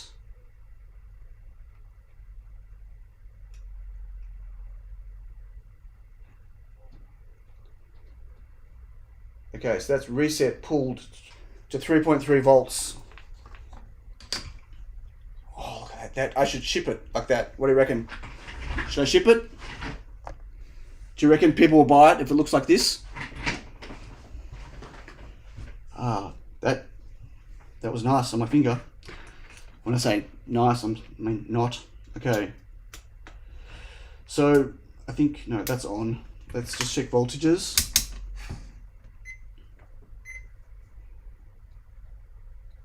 I haven't short anything. 3.2 volts. And pull up is 3.2 volts on the reset. You know what we should check? Oh, I can't. I don't have three hands. Okay, let's try this. I'm going to tweezers again. I'm going to try to. I hope that knob's still there. Okay, I'm going to ground. Oh, I think the knob. Is the knob gone? The knob might be gone. I think the knob's gone, guys. The nub. I think the nub's gone when I reflowed it just then. Son of a bitch. Yep. Rip nub. I think it's gone.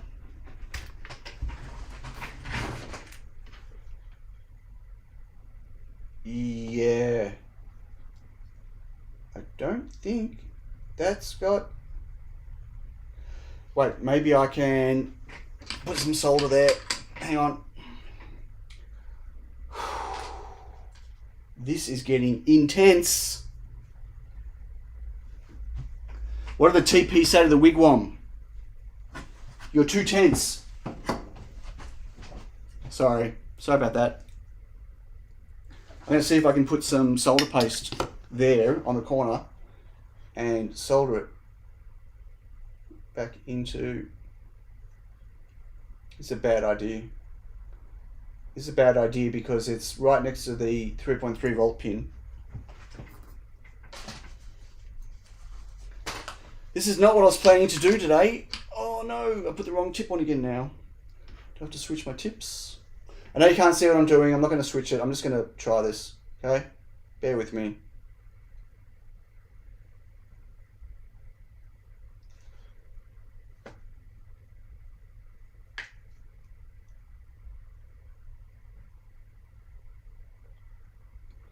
Did that work?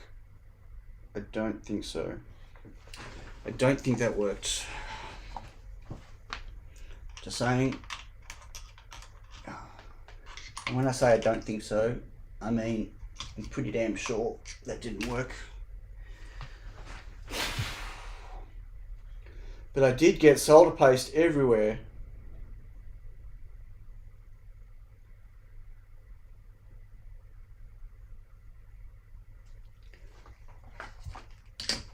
Yeah, I don't think that worked. Okay, here we go again. I'll try again. But okay, on. Tweezers.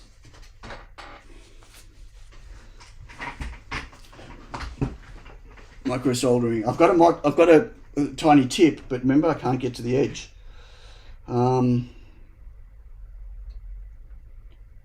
I can't feel the nub.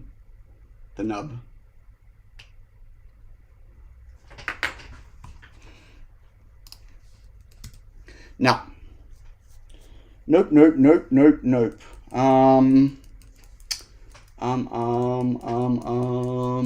thinking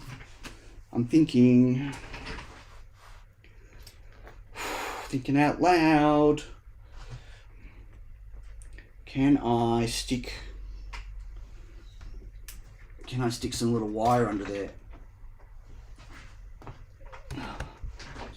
I don't think I can. But see, the knob is gone. There's the little hole there. Can I stick? No, so you can't get under it.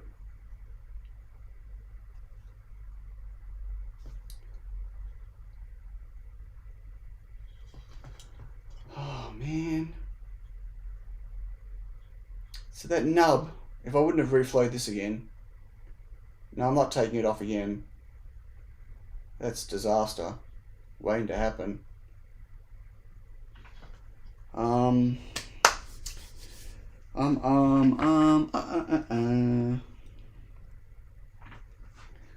More paste.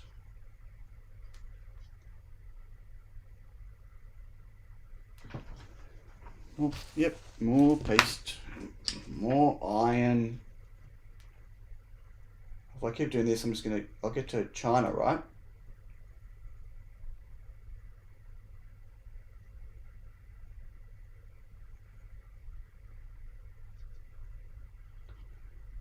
Yes, I just don't think that's working. I don't know where it's going. It's just disappearing. Just disappearing. What's beeping? Oh, again, turn off. Okay, if this doesn't work, I'm calling it, folks. It's 5:30. I need to go give you guys a hand. She's back. Yeah, last chance. Oh my god, I just stuck my tweezers in my finger. Oh, ow.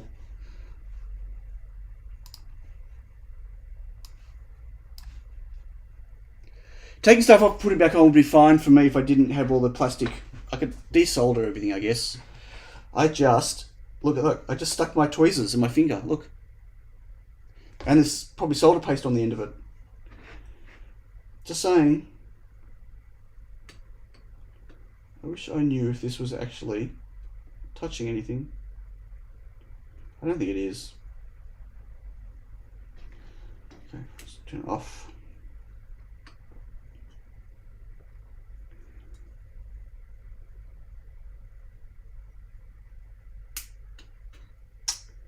Bitch, come on.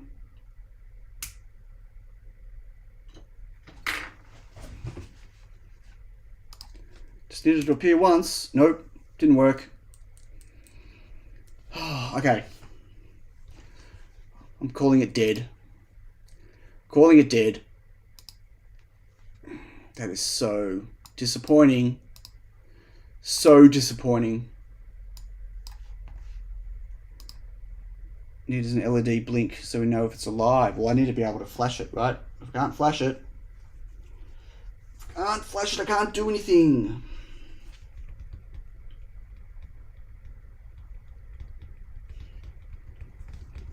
I need to know. Okay.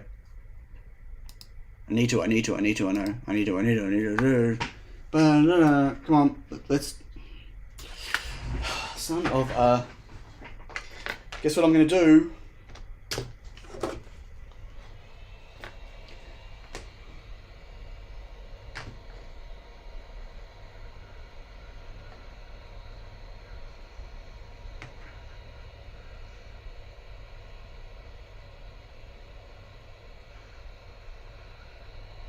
I'm so annoyed.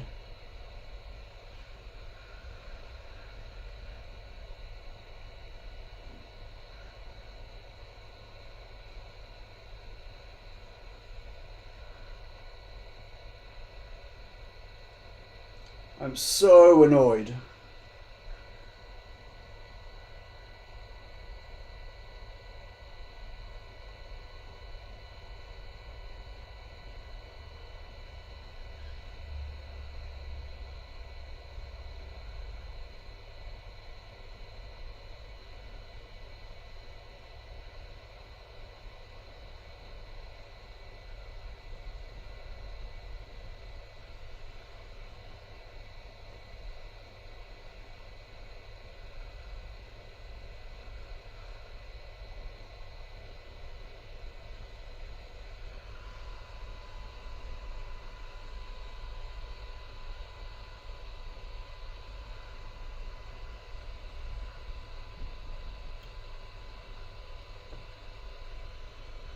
That's a lot of flux. That's a lot of flux. Whoa. Smoking. Yeah, see that? All that solder went right back inside. Inside it went.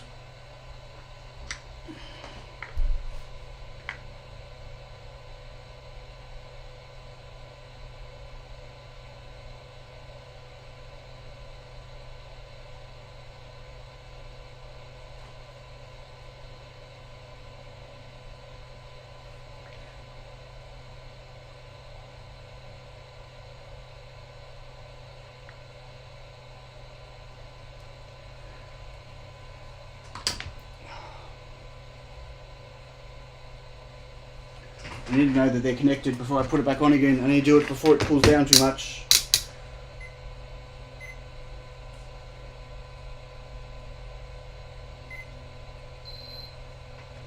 Please, please, please.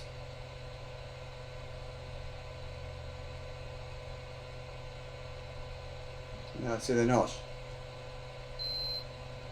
They're not connected. There's nothing sticking out. Where we had the blobby last time, there's nothing. Nothing. I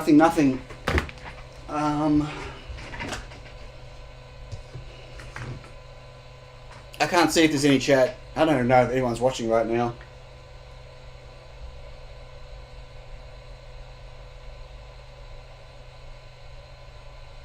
Okay, I am mixing solder. Naughty. Oh, melted the plastic. See, there's nothing there to hold the paste. There's just nothing there. The only thing I can think of, and this is a bad idea. It's a bad idea.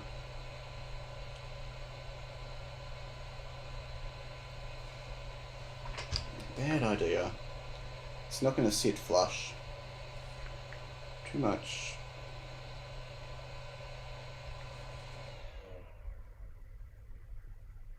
It's just not going to sit flush, right? And the hot air is going to make this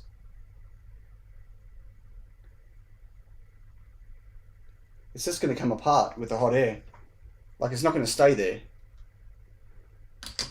You don't even see what I did. Oh, I knocked it. Like, this is the thinnest Carnar I've got, and it's not going to stay there. Like, it's going to hold the module up in the air. The module is just not going to sit flat because of that wire. And as soon as I start reheating it and reworking it, it's going to come away. Oh man! Drill, baby, drill. No. I don't have any finer wire, and how would I flatten it? Cut a V on the side of the module. Yeah, that's easier said than done.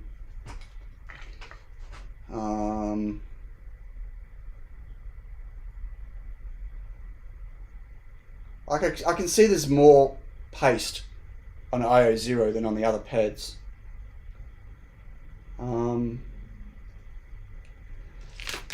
Am I really going to take my knife, my X-Acto knife to the side? Might as well. This module's been reflowed so many times now.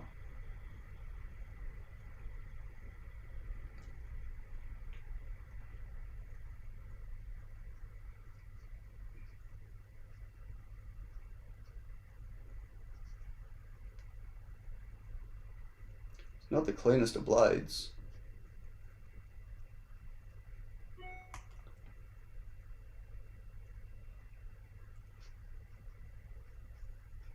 Watch me cut my fingers off.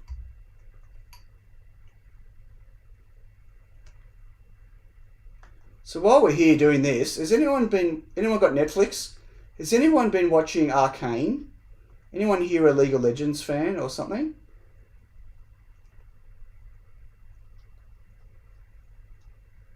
So Riot Games that make League of Legends, they've made it's a cartoon, you know, as in it's not live action.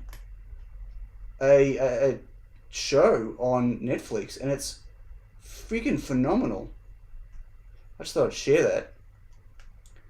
Yeah, this is hard cutting into this substrate, let me tell you. It's not working too well. Sion's second blood. First blood was the tweezers. Yeah, I'm going to slice my finger, but look at that. I've hardly made a dent in it. I need something else to... This knife is not working. I'm really going to take my finger off. Part of it anyway. Should get a sharper blade. I'm just going to scrape. Scrape, scrape, scrape. Everyone see what I'm doing? Yeah, good, good. You can see what... Look at the length I'm prepared to go to, folks.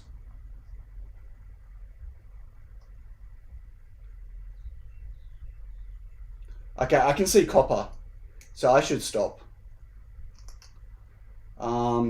Okay, let's see what happens if I put this on. Oh, that is sticky. At least I know now there's enough flux, right?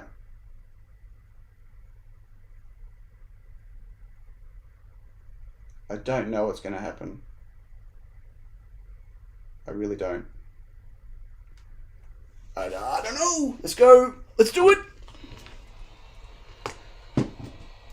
Okay, that's one tweezers on the floor.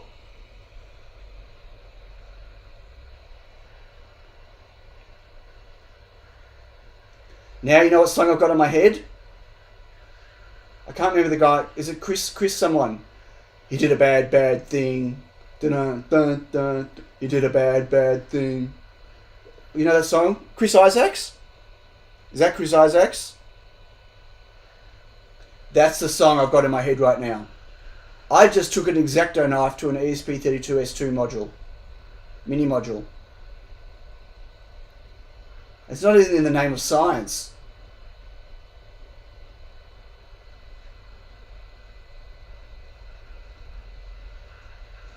Chris Isaac, yeah.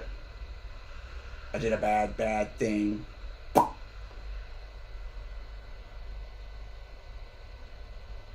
Another song that's coming to mind right now is Burning Ring of Fire. Because this is going to go up in smoke. We know that, right? Oh, see, that wire just went, see you laters.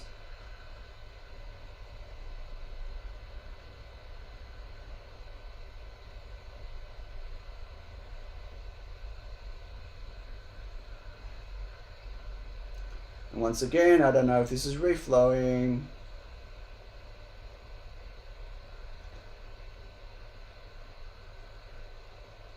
You look in the data sheet, it says can only be reflowed once.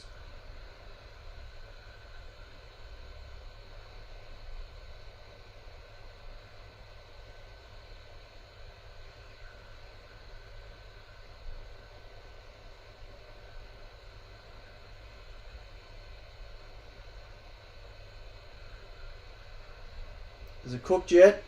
I hope that's cooked. I hope it's cooked. Achievement unlocked. What was my achievement? Warranty void. 100%. Elmer Fudd's fire. I don't know fire from Elmer Fudd. How's it go, Chris?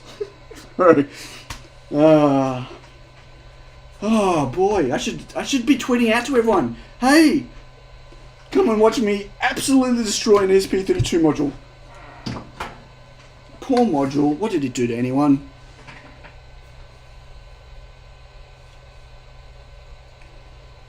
ESP, excessive solder paste. Could be.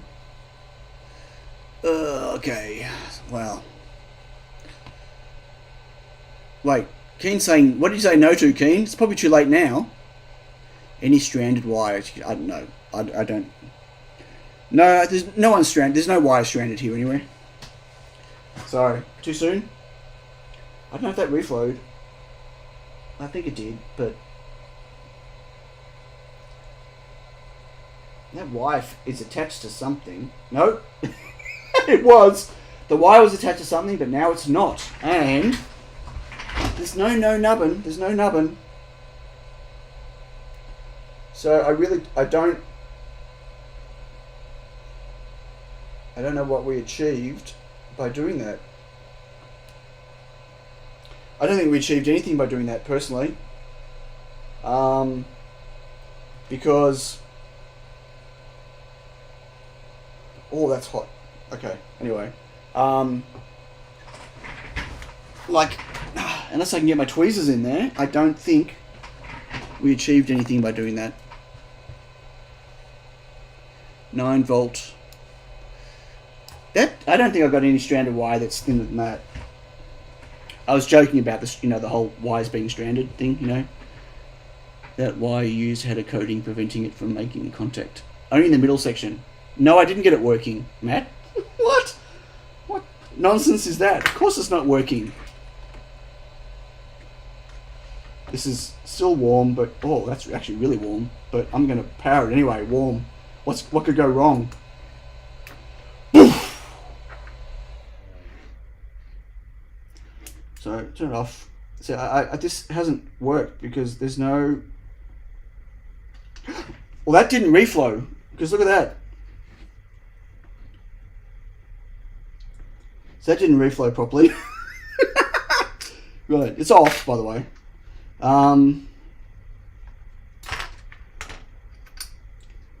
Yeah, maybe that's... I might have just taken this too far. Wires are usually stranded. So, what did you do on Sunday? What did you do on Sunday? Sion? Oh, I made an absolute arse out of myself.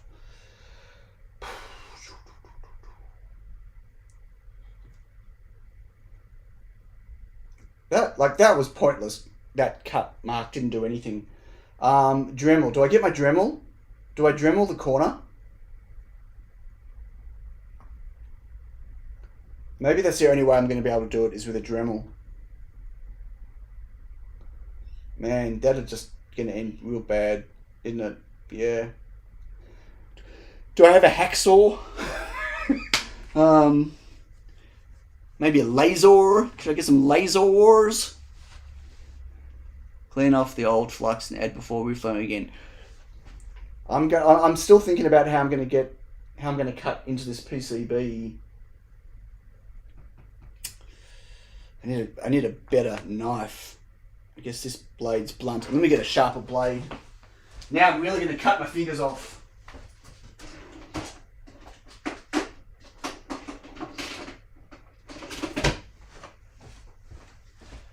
How many people are watching now? Quick, everyone go onto the internet and tell everyone to come and watch my stream, because I'm about to cut my fingers off. I'm getting more blades. Look, new blades. New blade. Get away.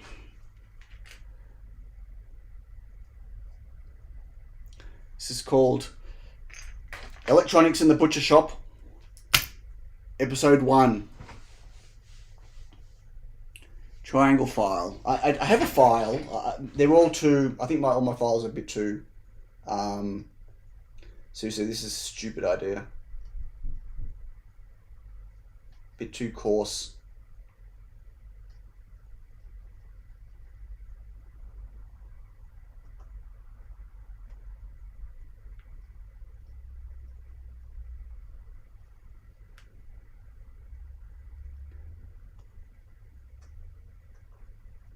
I just don't even know if this is even gonna... Well, that cut in a bit further. Not great. 16 watching, 16 enjoying. Really? I don't believe that's 100. I don't think I got 100% on that. No way.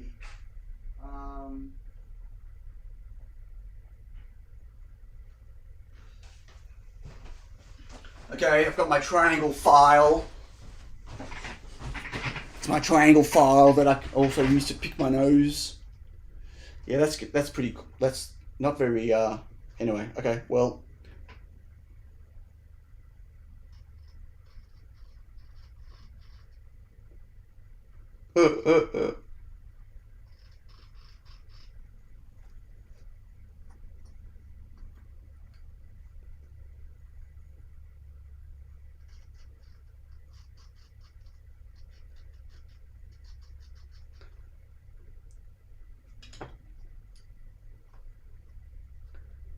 Well, it's not doing much better than my knife did, but I'm trying to be gentle.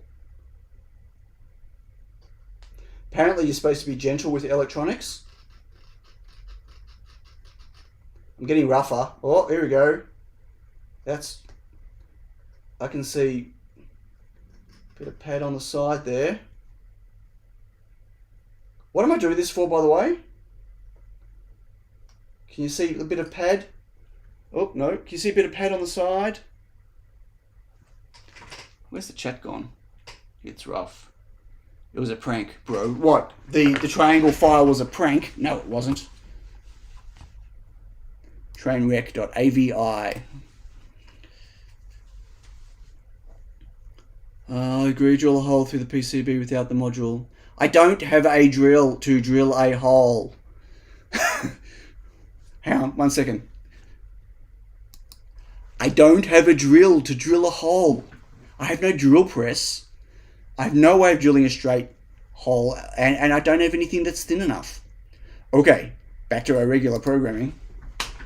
But imagine if I tried doing this on a normal live stream. Disaster. Okay, so get off gobbledygook.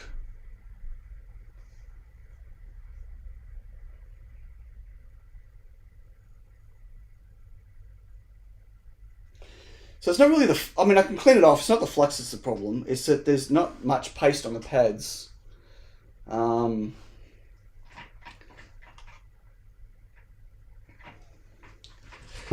guess it's they're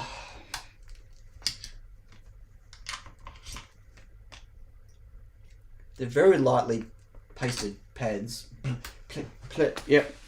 I could definitely clean it off, but I'm thinking, and I shouldn't think, it's a bad idea. I think they need to be repasted. Well, it's high temp paste, so I'd probably destroy the module taking the can off. I can try it. The problem is if I knock anything as I lift it, then it's game over, right? So, I mean, at this point in time, I can try taking the can off. Shall I try taking the can off?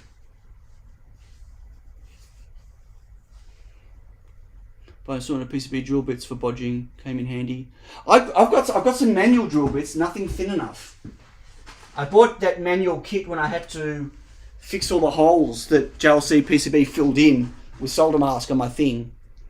Cut it off. No, it can't be cut off. Like I'll damage the module either way.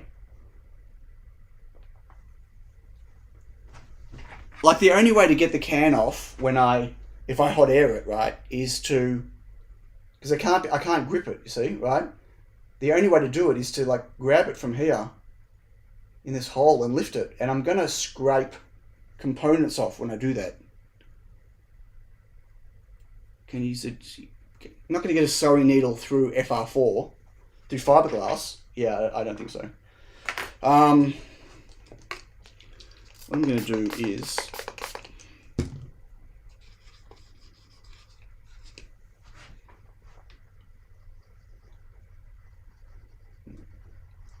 in the back of this a bit of a clean.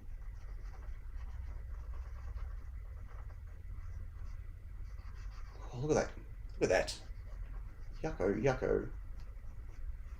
Okay, so, like you see these corner pads, they just don't look like they've got enough paste on them.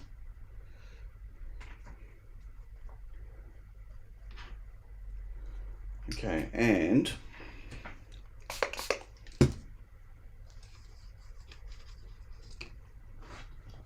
give this a clean.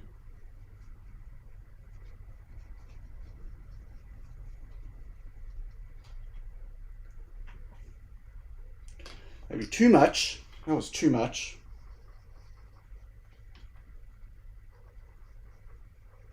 You can never have too much IPA, folks. I feel like I want to re-tin these pads. Poor Chip's being tortured. It's taking one for the team, guys. Come on, that's okay.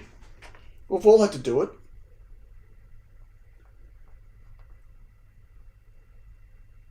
Haven't we, Mike? You know, that donkey. Do you remember the donkey, Mike? We've all taken one for the team. I feel like I want to re-paste these pads. But I still don't think I'm going to be able to get the tweezers in there. So what's going to have to happen is when this is on the board, I have to get the tweezers in the gap. Oops, can't see.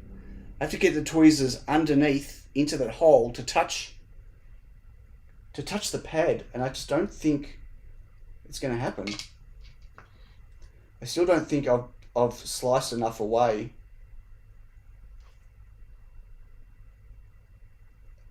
Like I'm never going to know if I'm touching that pad or not.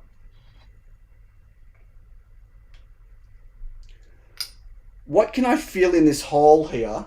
So this groove I made, right? What can I put in there that would allow solder to stick to it? Any idea? Other than glue?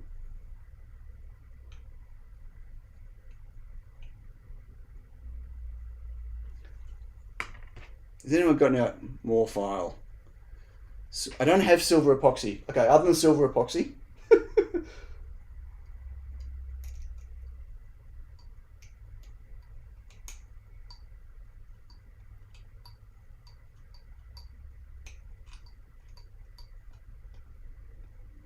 There's got to be something that's going to allow me to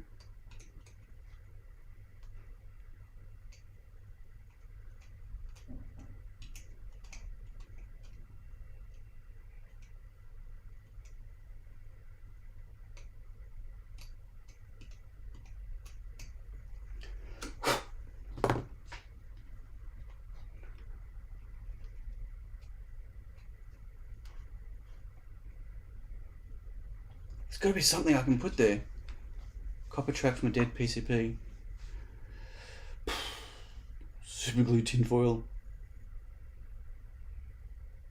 Spot weld. Yeah, I've got a spot welder in my pocket. No, I don't have a spot welder. I don't have any telephone wire. I've got some stranded. Let me see if I can pull a strand out of some stranded wire. I mean, yeah, hang on.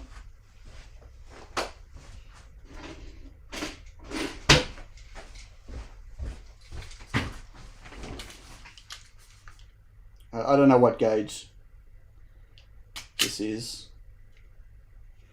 If the strands are going to be thin enough.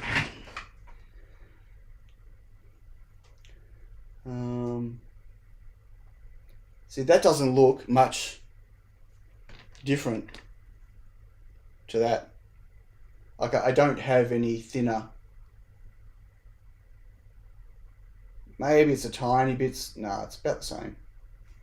I'm trying to think what I only use solid core wire for my stuff. Like, I wouldn't have, I bought that wire by mistake. I generally would only buy solid core. So I just don't know where I'd get stranded wire from here. Unless I can find something that I can cut that I know has got stranded wire in it. Thin stranded wire. That's the thing. When you get something, you can fill that slot with it, sell it, make it, what? Take apart a small speaker, any silicon wire, finer strands. Does it have finer strands? Okay, I've got silicon wire, but I thought it's solid core. My silicon wire's solid core. I'm pretty sure it is. As I said, I only buy, yep, solid core. Dead USB cable, you reckon? Cut up my multimeter leads. Smoke you!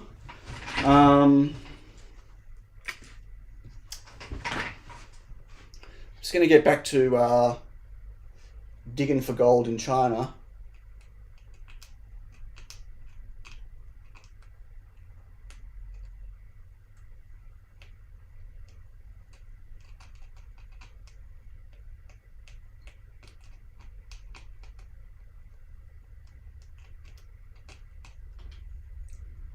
Like eventually,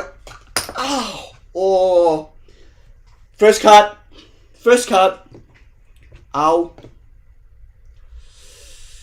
son of a bugger, ow. Okay, if I dig that hole deep enough, I'll get a bit of wire in there. I will.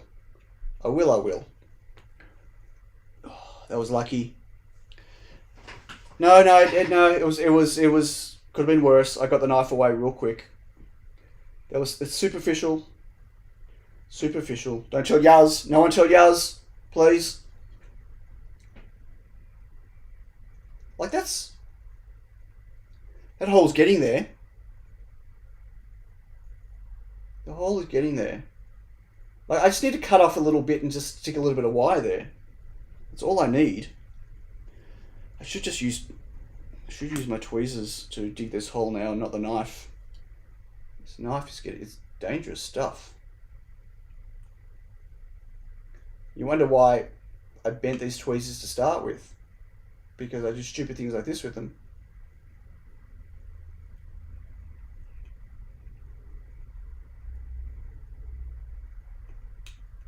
You know what's going to happen after all of this? D plus and D minus are going to be the wrong way around.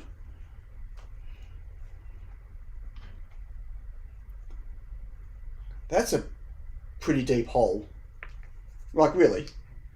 So I'm going to see if I can solder some wire into it. That's what I'm going to do. I'm going to see if I can solder some wire. Hold it with the captain tape. Put some captain tape down.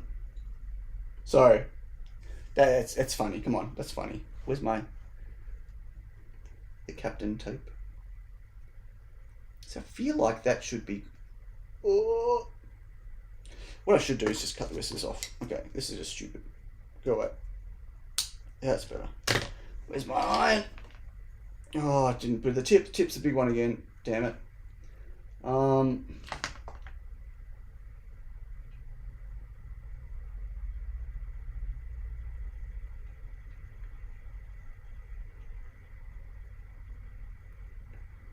See, that's soldered, but again, it's too high.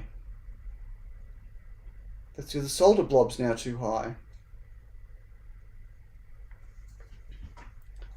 What I feel like I want to do is cut the end of it.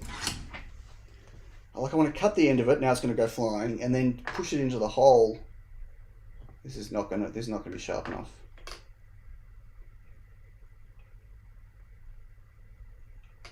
Because that bloody cap's in the way.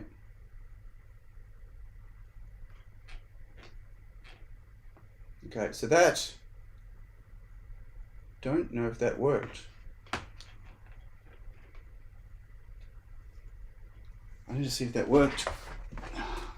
But if it did, oh! My multimedia got stuck on the drawer. Medic! Is this just another disaster or what? This is just insane. Oh look, I've lost my viewers. What happened? Oh, they're back again. Okay. It just went down to one viewer, it said. Okay, please, please, please. This is just the biggest cock up. No! No. It did not work. It didn't work, it didn't work, it didn't work, it didn't work, it didn't work, it didn't work.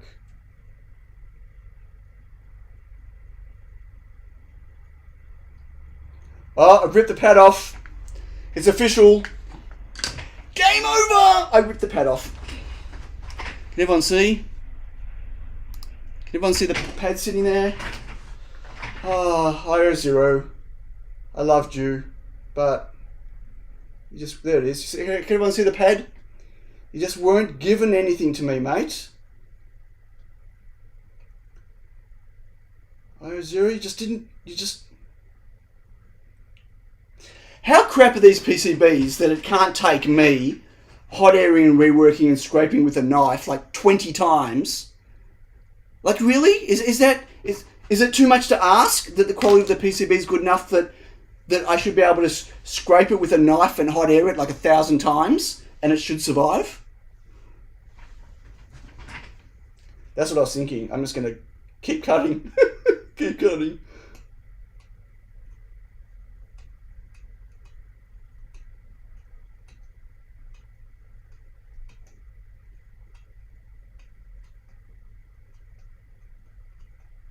I don't have to worry about pulling off the, what do you call it now, do I?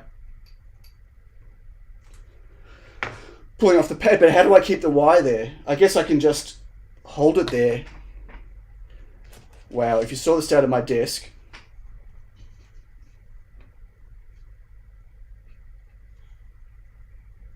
Like, can I just... Seriously, I don't even know where the wire's gone.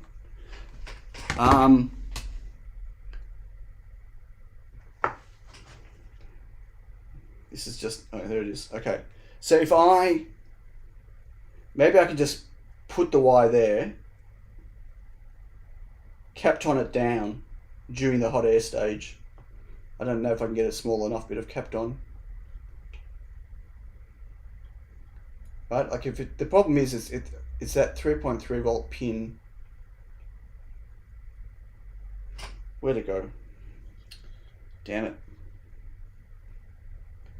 That 3.3, not 3.3 volt pin. Okay, I lost the wire again. Oh my god. So no one is allowed to tell anyone about this, okay? This is top secret. No one can share this. You're all under oath. Okay? Serious?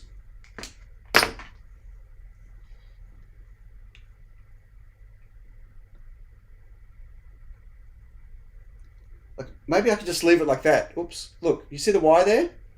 That's touching the, that's going to touch. I need that smaller.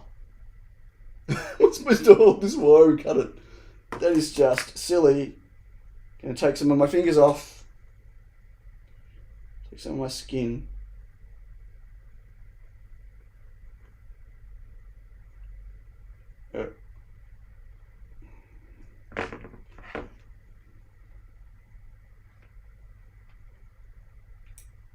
Oh my god, it just went flying. These are my tweezers. Man, oh man. What do you reckon? Do you reckon I can just leave that like that? Put the module on and see how we go? I feel like that might work.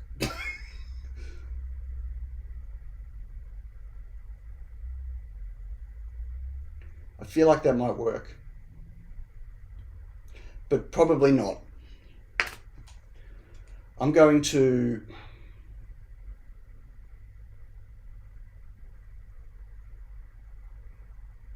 in a flux, and I'm going to solder. This is the last time we're trying this, folks, but this could be the one.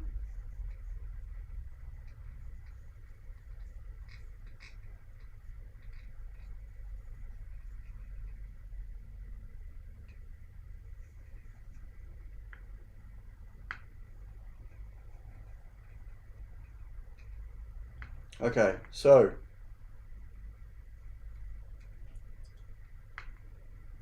we're going to do it. Here we go.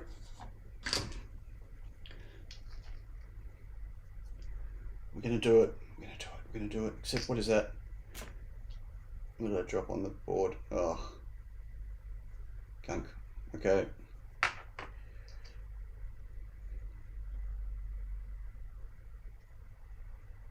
Oh no, it moved.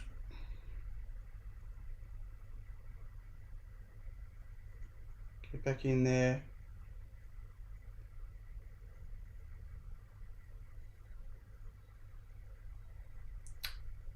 It's not staying.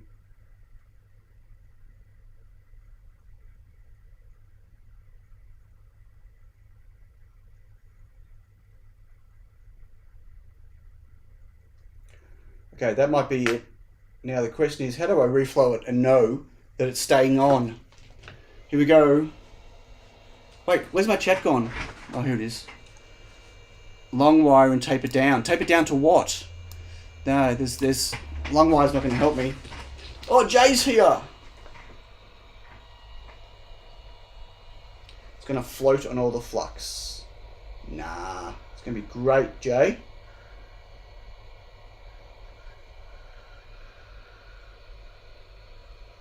It's going to be the best reflow you've ever seen.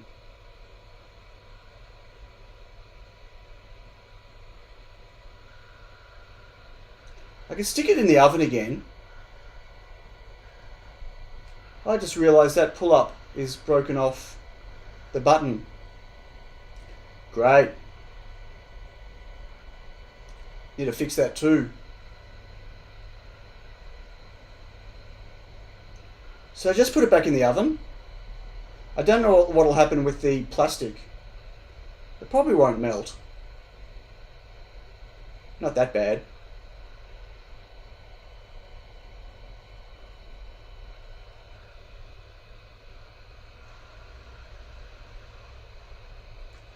Why you dislike DFNs? Well, no, a lot of DFNs you can see the pads on the side. Like my LDO is an XDFN, and I can actually see the pads on the side. This is more like a what are they called? WS. I can't remember what it's called. Like BGA, but with pads.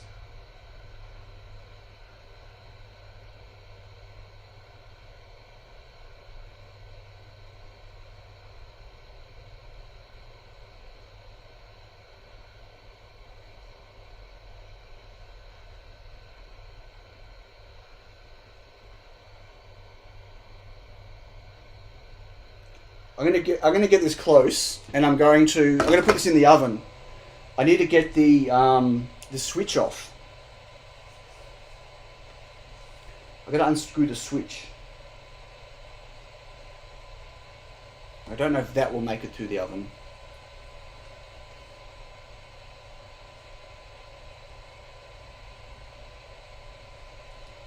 WLCSP, that could be it, I think. Something like it hot. I need to, without knocking that off, well, I also need to solder this back on.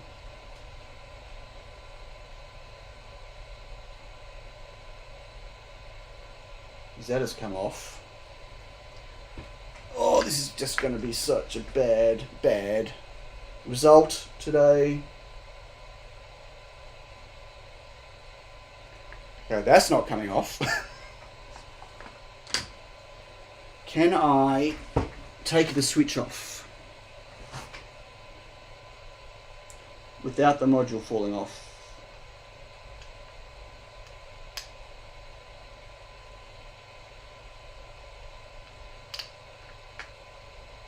And I need to get these standoffs off.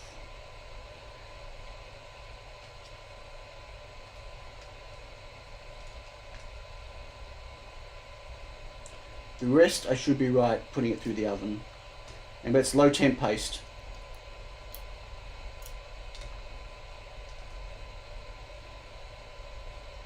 Come on, everyone get off. Get off the ride. Okay, I'm going to put it back in the oven. Reflow time. If it melts, it melts. Can't be any worse than what it is now.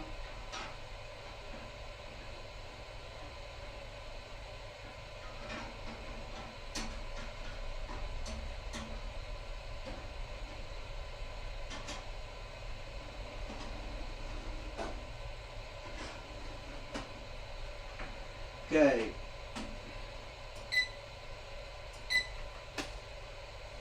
It's reflowing.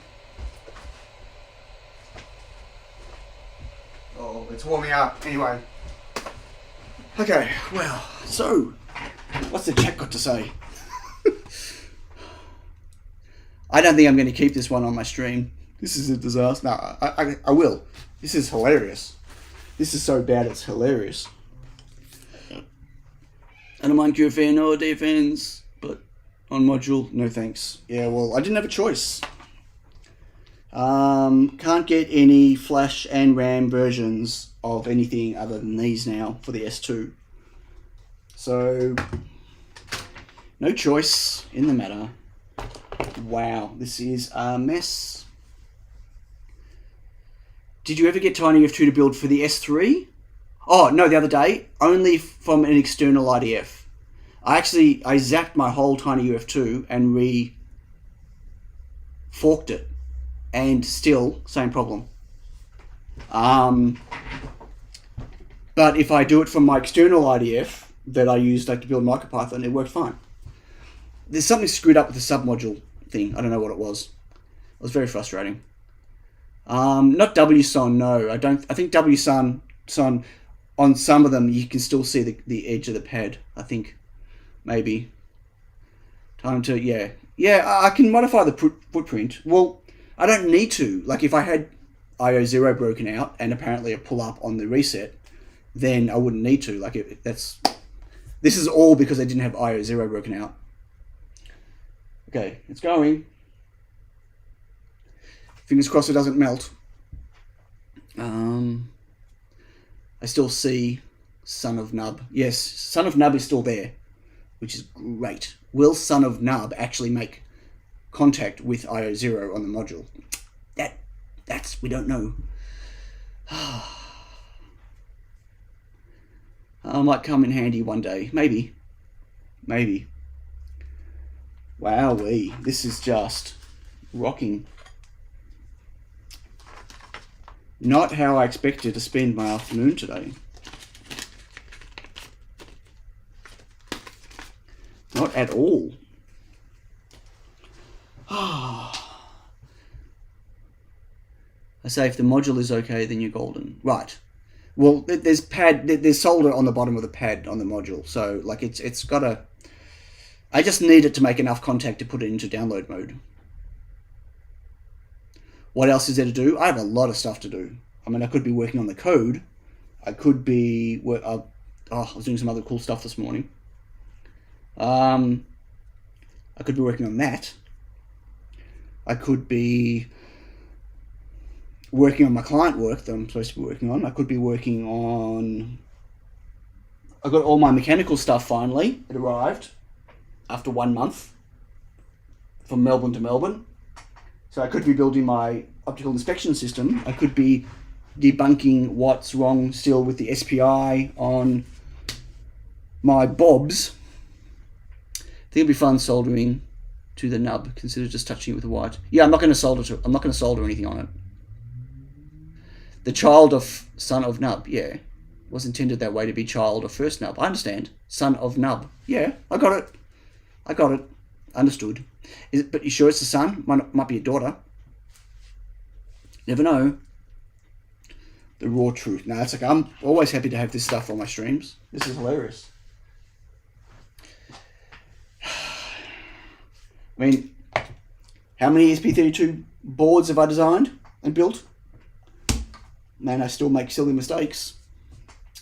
Silly mistakes. So while we're waiting for that, what we should do is stick a pull up on reset as well.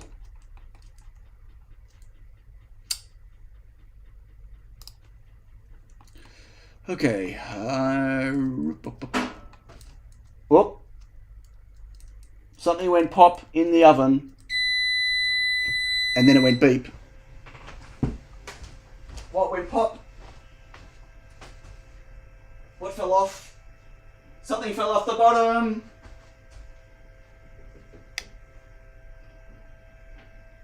One of the screw terminals fell off.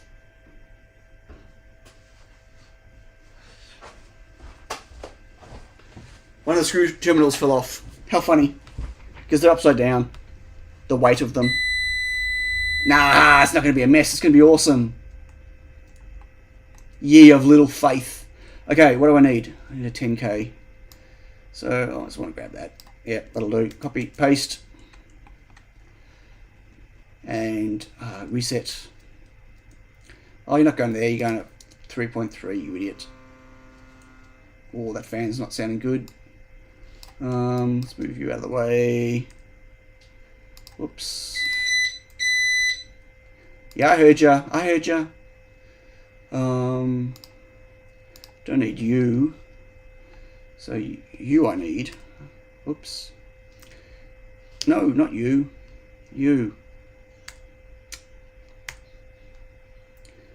I need. Thank you. I keep putting D in here. There's no D in here. It's G.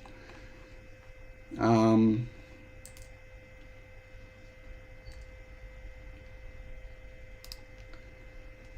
you're going to 3.3 volts.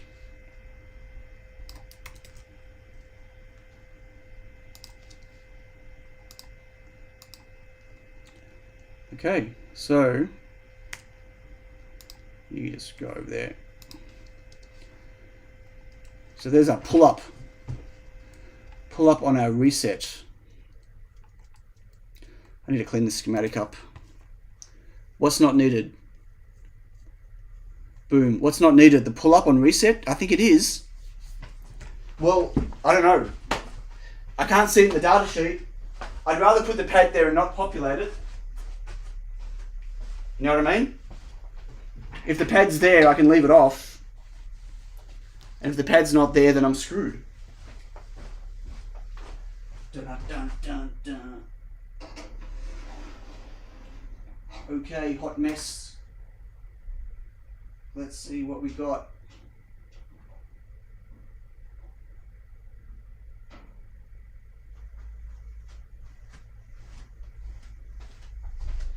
I think nub's still there. That's good. But we are missing... We only lost one... Wait. Yeah, we only lost one screw terminal. Unfortunately, it's the one for the 3.3 volts that we need. Ah, hang on. Let me just save this. Let me annotate. And let me just pull. Pull, baby, baby. Oh, yeah, there's still some weird things with the button. Yes, I'm doing 15-degree rotation. Don't ask. You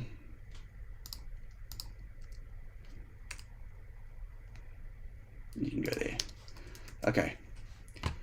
Do you have a test point on I0 in your circuit design? No, I don't. If I had a test point, I'd be using that to pull it low.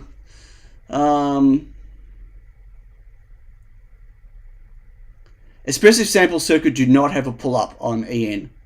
And I've never ever in my life had to put a pull-up on EN on any module for an expressive product. It does need to be pulled up, but that should be inside the module. Okay, so let's see what this is. Where are we? Okay, it's still warm. So yeah, you can. Well, that's actually still soldered. Nubby's still there. Son of Nubby's there. Everyone, look, son of Nub. Little bit of melting, starting to melt. Oh, that's warm. These screw terminals are good. That's not too bad. I reckon that's a great result. To avoid reboots caused by external interferences, route the chip PU trace as short as possible and add a pull-up resistor as well as a capacitor to the whenever possible. And that's from the ESP32 S2 reference. Yes, of course. Of course you do that on the S2 chip, on the silicon. What about the module? The module.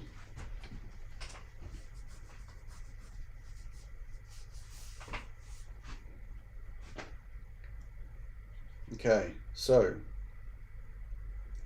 this is still soldered, so that's fine. I don't. Oh, actually, I need them because I need the on-off switch. That's going to be a problem. Without that, without the screw terminal. Ow, ow, ow, ow. Oven's hot. I need the screw terminal so I can attach the switch. My daughter says, look at the S2 datasheet. Yeah. Yeah, well, you know, yay expressive.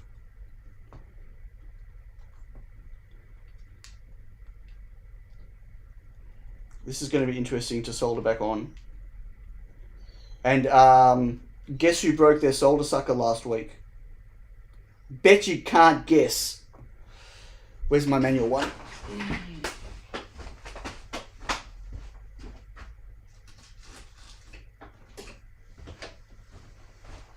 Okay, I'm going to have to suck the solder out of this. How long have I been streaming for? 3 hours. Out. Okay, this is going to be fun. I know I should solder them up first, but I'm going to just try to not solder them up first, as in add solder. I'm just going to try, just to see what happens. But, you know, you're all going to laugh at me. Oh, I can't do this under the microscope, folks. Sorry. Because I can't get my solder sucker under the microscope. Oh my god. Just listen to what I say and then you'll know what's happening, okay?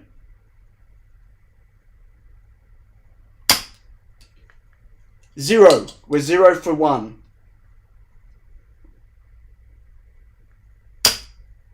We are 1 for 1. 1 for 2. We're 1 for 2.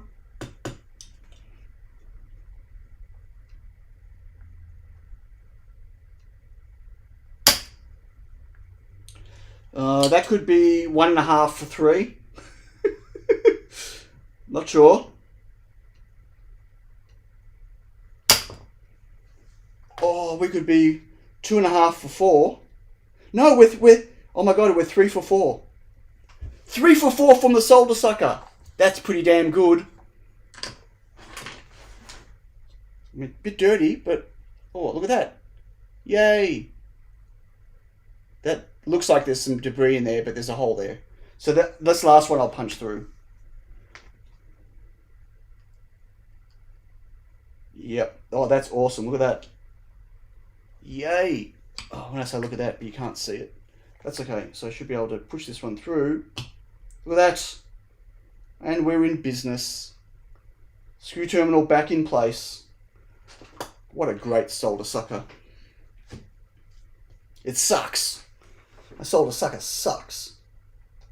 This board, I think if I try to put this board in ultrasonic cleaner, it will disintegrate.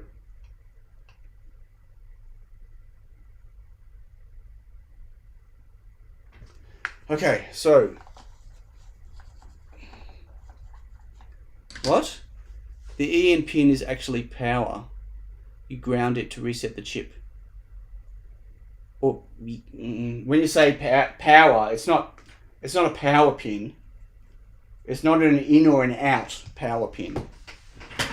No. Please tell me, where did you get the DC jack with the round pins? It's not a DC jack with the round pins. They're flat pins. I just used round holes because the pins are breadboard friendly. They look round, but they're not. They're flat. Totally flat pins. See? They're flat. Okay, so shall we try this? Come on, everyone say yes. We should try it. Yes, yes. Do it, Sion. You know you wanna. Okay, let's screw it back together, or at least the switch.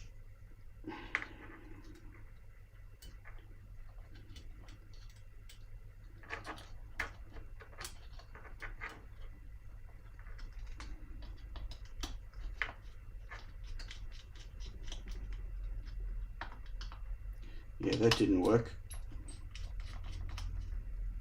I wonder if I've wrecked the screw terminal. No, that worked. Okay, one. Should have put the screen on first. Oh, I'm off camera. Sorry. Off camera. Okay. Is that in? Doesn't feel like it. I should have replaced that screw terminal. Okay, anyway. Connected. Power. Here we go. Switch on. Any zaps? We should check we've got 3 volts first before we try to do anything, right? Because otherwise that'll just be pointless.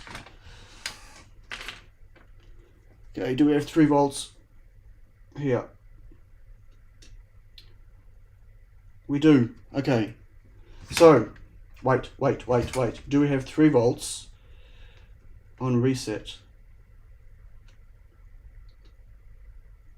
We don't.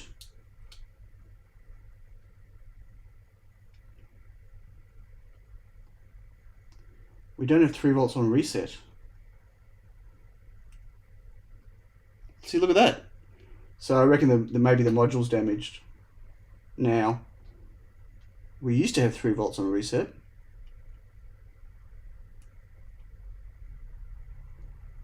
Wonder if the resistor's damaged. Nah.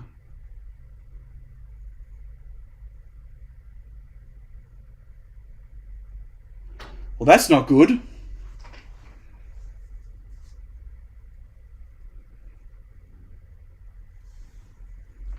That's not good at all.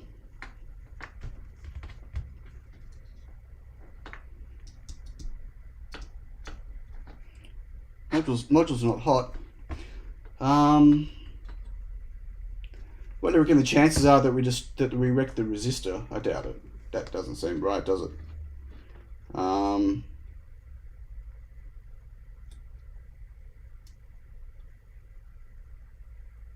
only getting 0.5. And if we reset it, getting 0. Reset is shorted. Well, maybe.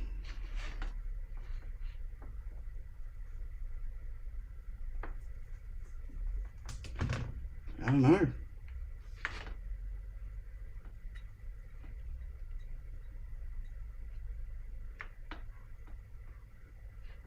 It might be. It could be the module's dead now. Like, really. That took a bit of a beating. No doubt about, like, there was absolute module abuse there, right?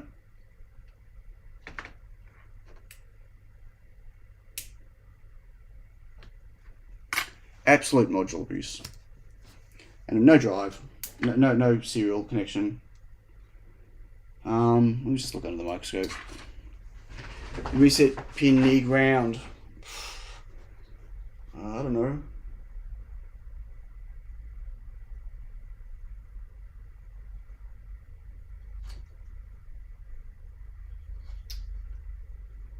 Oh boy. I think reset is on the opposite side of the board. I mean, it could be that that wire is making it stick up too high. Right? Reset's over here. Wait, reset's over where? No, reset's here. I mean, it's possible that this here is it's making it the board sit high, which means that 3.3 volt pin isn't touching. So it could be brownouting. It's possible. Hey JTax. I guess that's possible. I've got no way of checking now, right? Again, because it's underneath.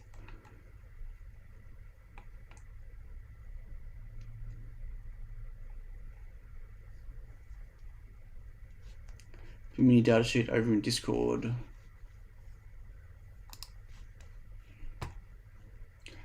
Right, but there's no pull down. There's no pull up. There's an inline 0 ohm. There's no pull up. That's what I'm saying. I looked at their datasheet. 0 ohm test between nub, 3.3 volts and ground.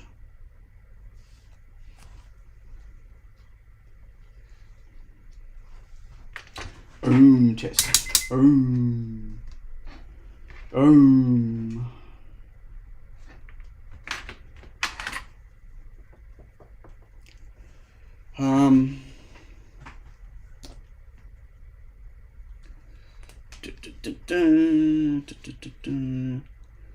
I thought I was calling this at 5:30, remember? Yeah, well, I wonder if he is talking to me anymore. Nub.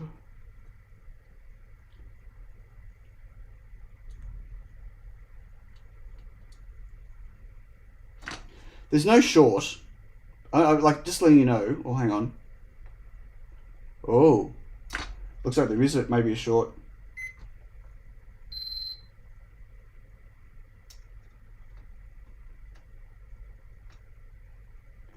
There's not a direct short, but between reset and ground. Oh, there's no power right now. Between reset and ground, we've got something. 0.6 ohm.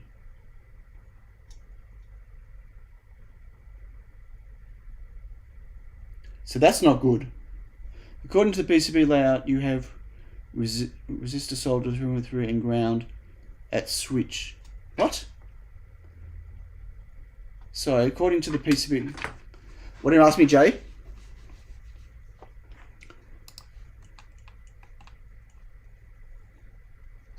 We've got 3.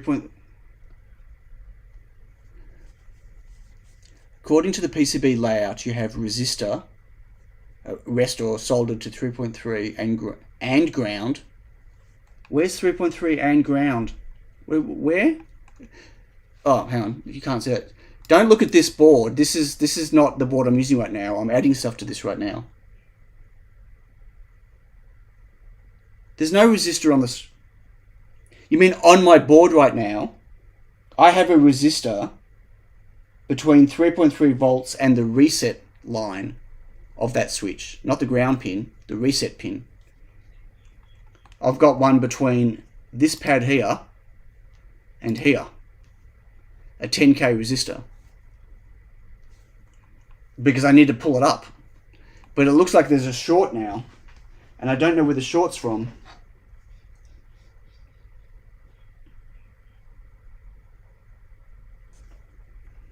I do not know where the short is from.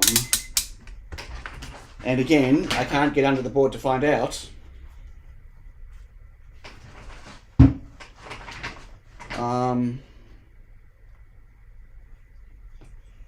Let me just remove. Oh, I didn't switch. Hang on. I just want to let me remove this 10K.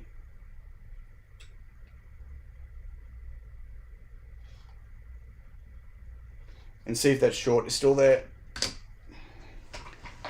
I'm pretty sure through-hole components aren't supposed to go through the reflow oven, right? And I could be wrong, but... And I did put it through the reflow oven.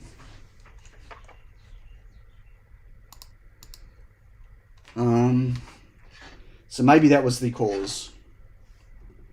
Now... No, I'm still getting... No. I'm now getting ouch. No, I'm not. 2.9 mega ohm, that's pretty close. That's pretty close to open, right?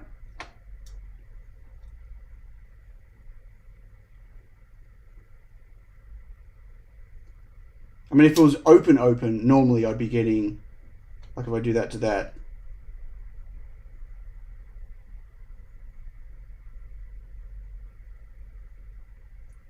Seven mega ohm.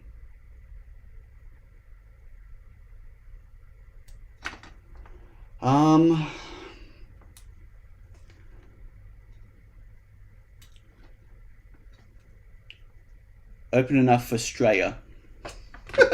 That's funny. That is really funny. Peter, you're a classic. I was going to get rid of this resistor. Should we grab another one? Leakage current and such that usually considered open. Right. So normally I get an ouch. Like I'm very rarely will I see anything other than an ouch if it's open. But yeah. Okay, I'm going to put a new resistor on. And I'm hoping I just wrecked the other one by putting it through reflow. That's what we can hope. I know you can't see what I'm doing again, but you know, whatever. Like, let's just get this done. Oh.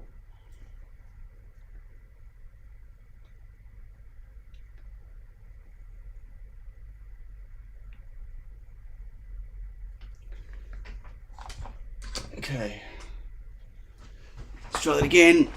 How's that for, look at that resistor hanging off the edge. That's not going to last. Okay, what do we have now?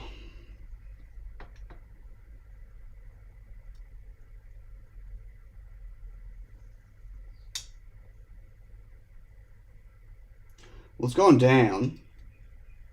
1.9 mega ohms now.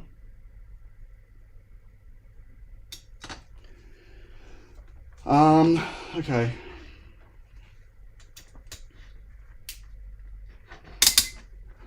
Let's try the voltage now.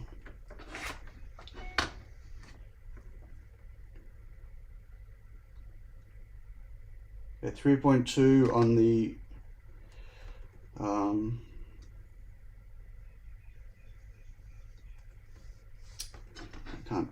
can't grab it.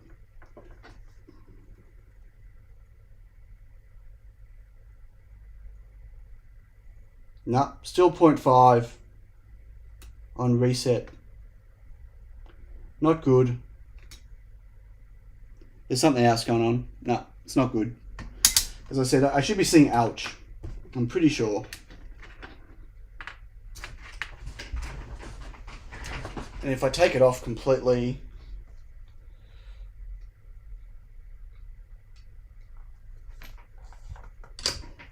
I should be seeing ground. I should be seeing nothing now.